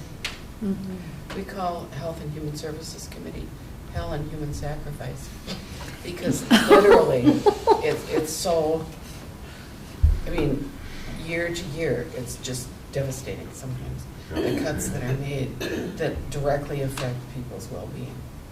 And I'm not on that committee, and I wouldn't be on that committee, because I'd probably end up in tears. I don't watch the news. It upsets me too much right now. Most of the time I was a news junkie, but you know, just, oh, where's the news? No, I don't, because it upsets me too much right now. You can watch the commercials. We have beautiful ads that come out. Yeah. Really? I've called Linda a couple times. Heard you on the radio.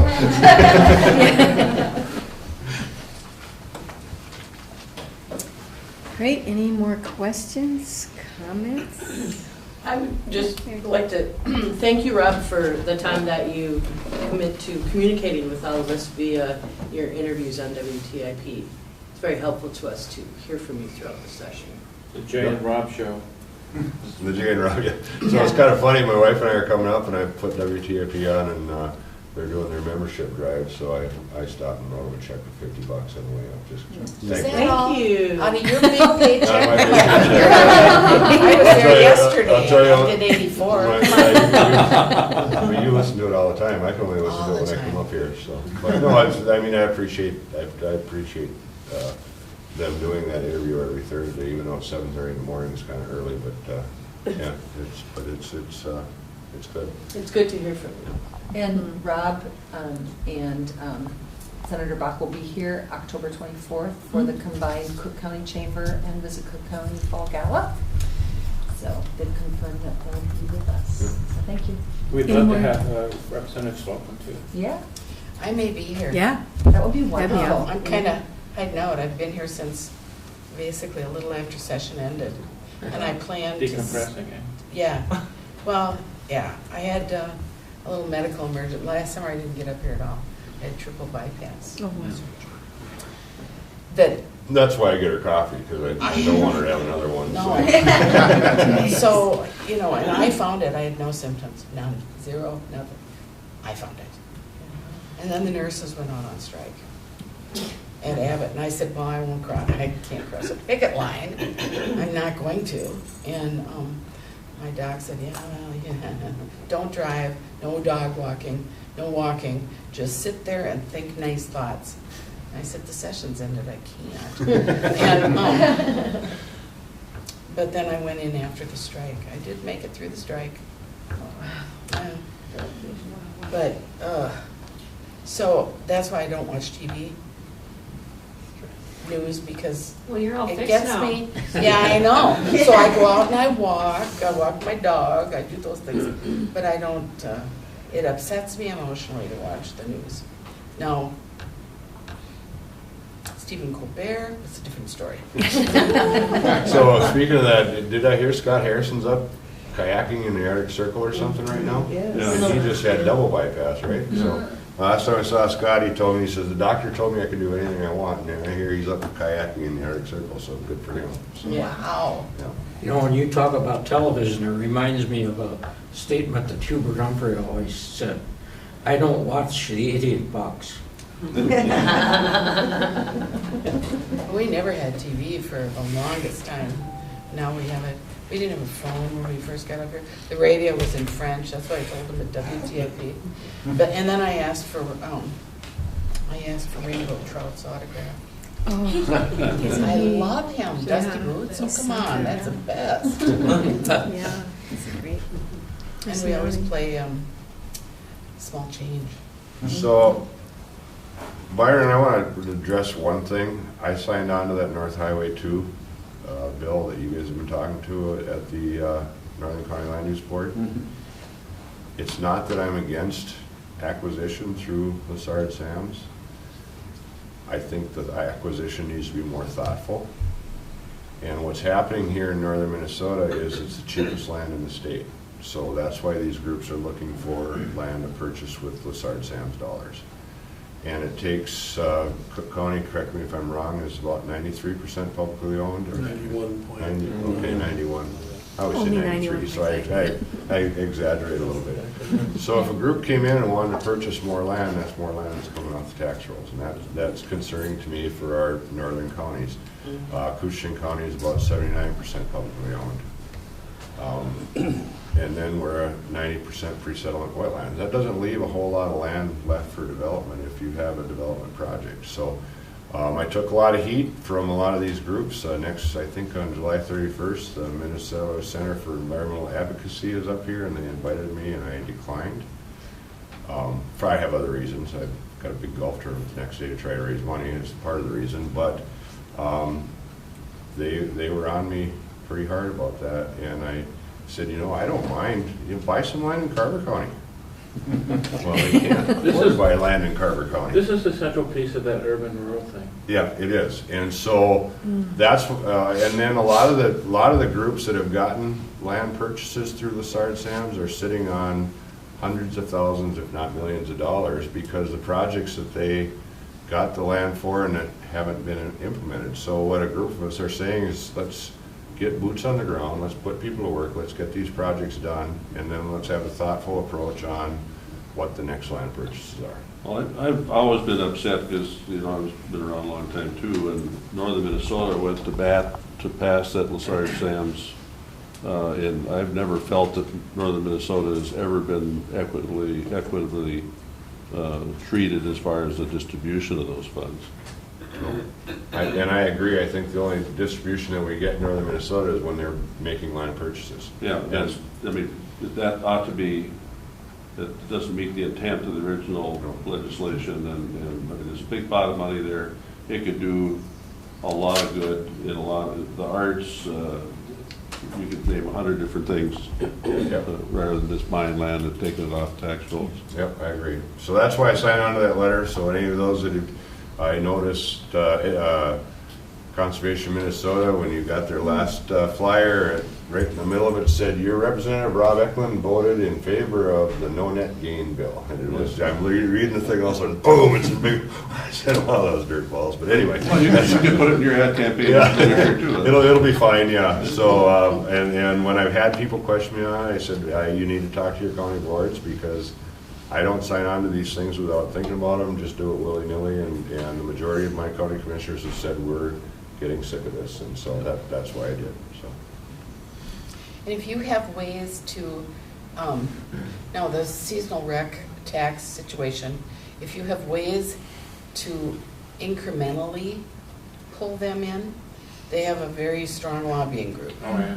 And, but if, so they're not gonna just add school taxes to seasonal rec property, but if you have any little good ways to do that, I would be happy to sign on to a bill like that. I'd be happy to carry a bill like that. Is there because I think it's examples unfair of little good ways that you can think of?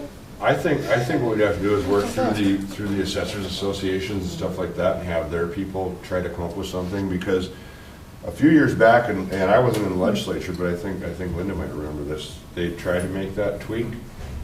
Well, you got a little piece of the state called Crow Wing County. Yeah. And they have got McMansions built on those lakes all around there. Those people are very powerful.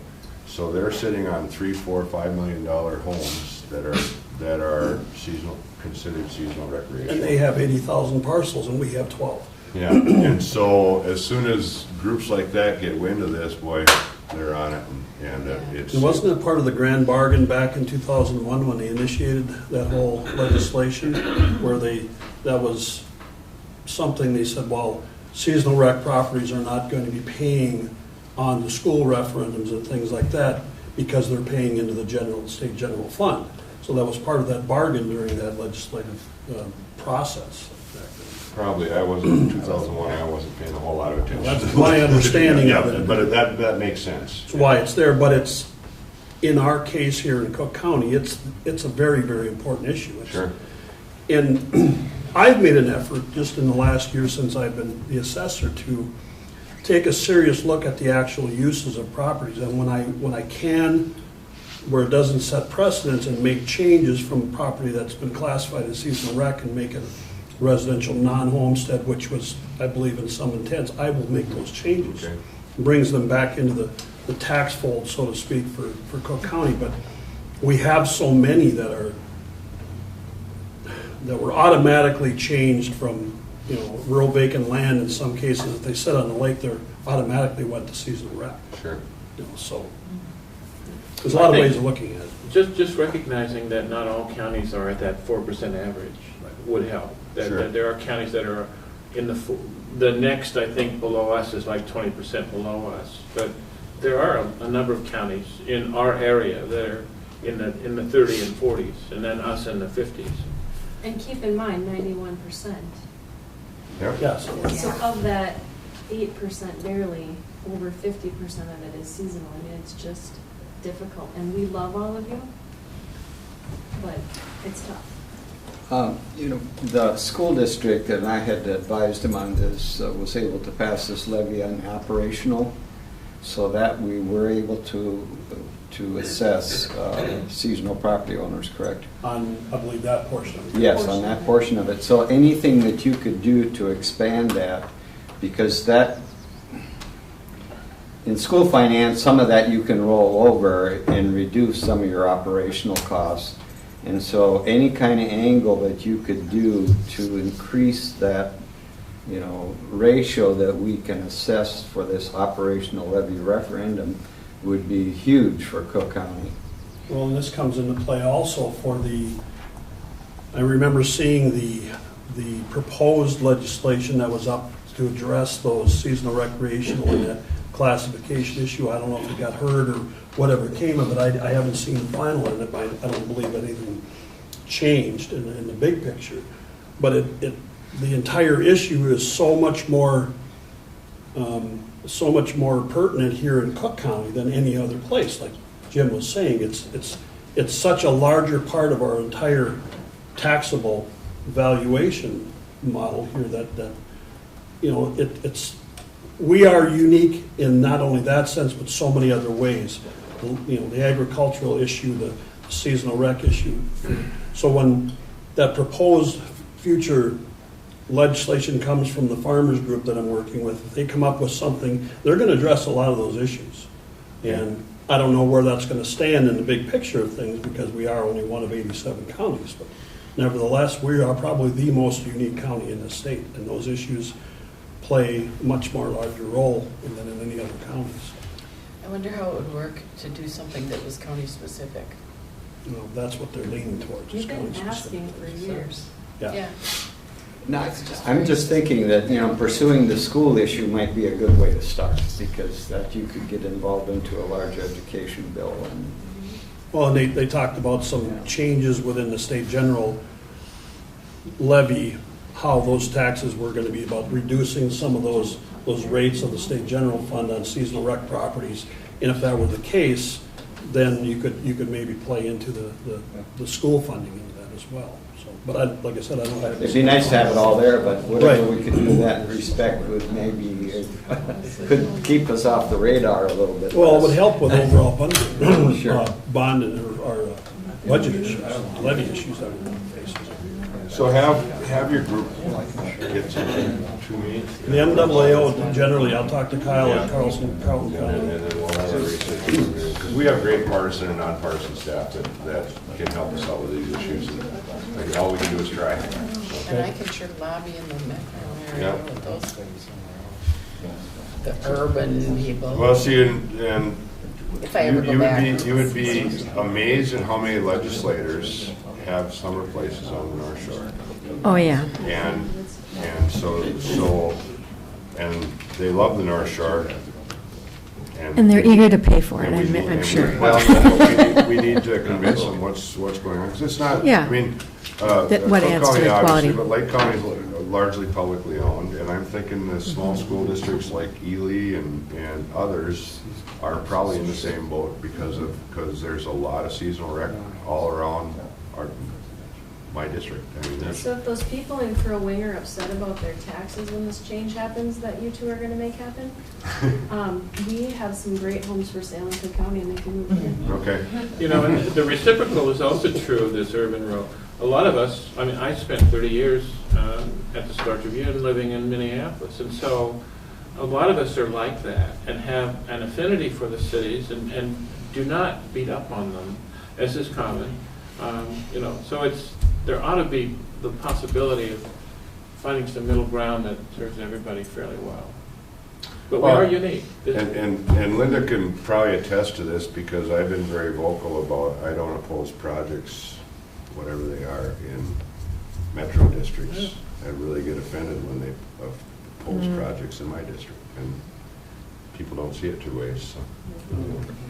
If I could just comment on what Jim is saying. I worked in Anoka Hennepin, the largest school district, for 35 years, and you know, we were big, and others are as well too, and you have some flexibility, but when you come up to Cook County, you don't have those numbers. And so, you know, state support is far more important, even though those things roll over in big numbers down there, and there's challenges there. I'm very empathetic to those, but you know, if somehow we can build in some of these formulas, and I just would like to say that, that would be somewhat beneficial to, you know, the lower populated school systems and or counties, but especially with schools. Well, because boy, I mean, one kid, you know, you still got to provide, you know, or take 10 kids, you still got to provide all of these classes, or you should.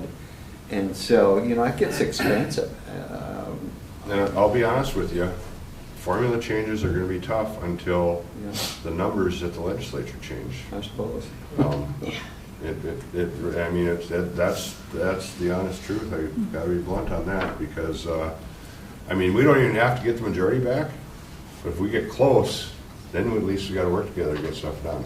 And so that's where, but I mean, we can start working on it this year, but I would certainly think that 18 would be the time to start working on it, because I think there'll be a change. No, it's on the radar of the MWO already, so.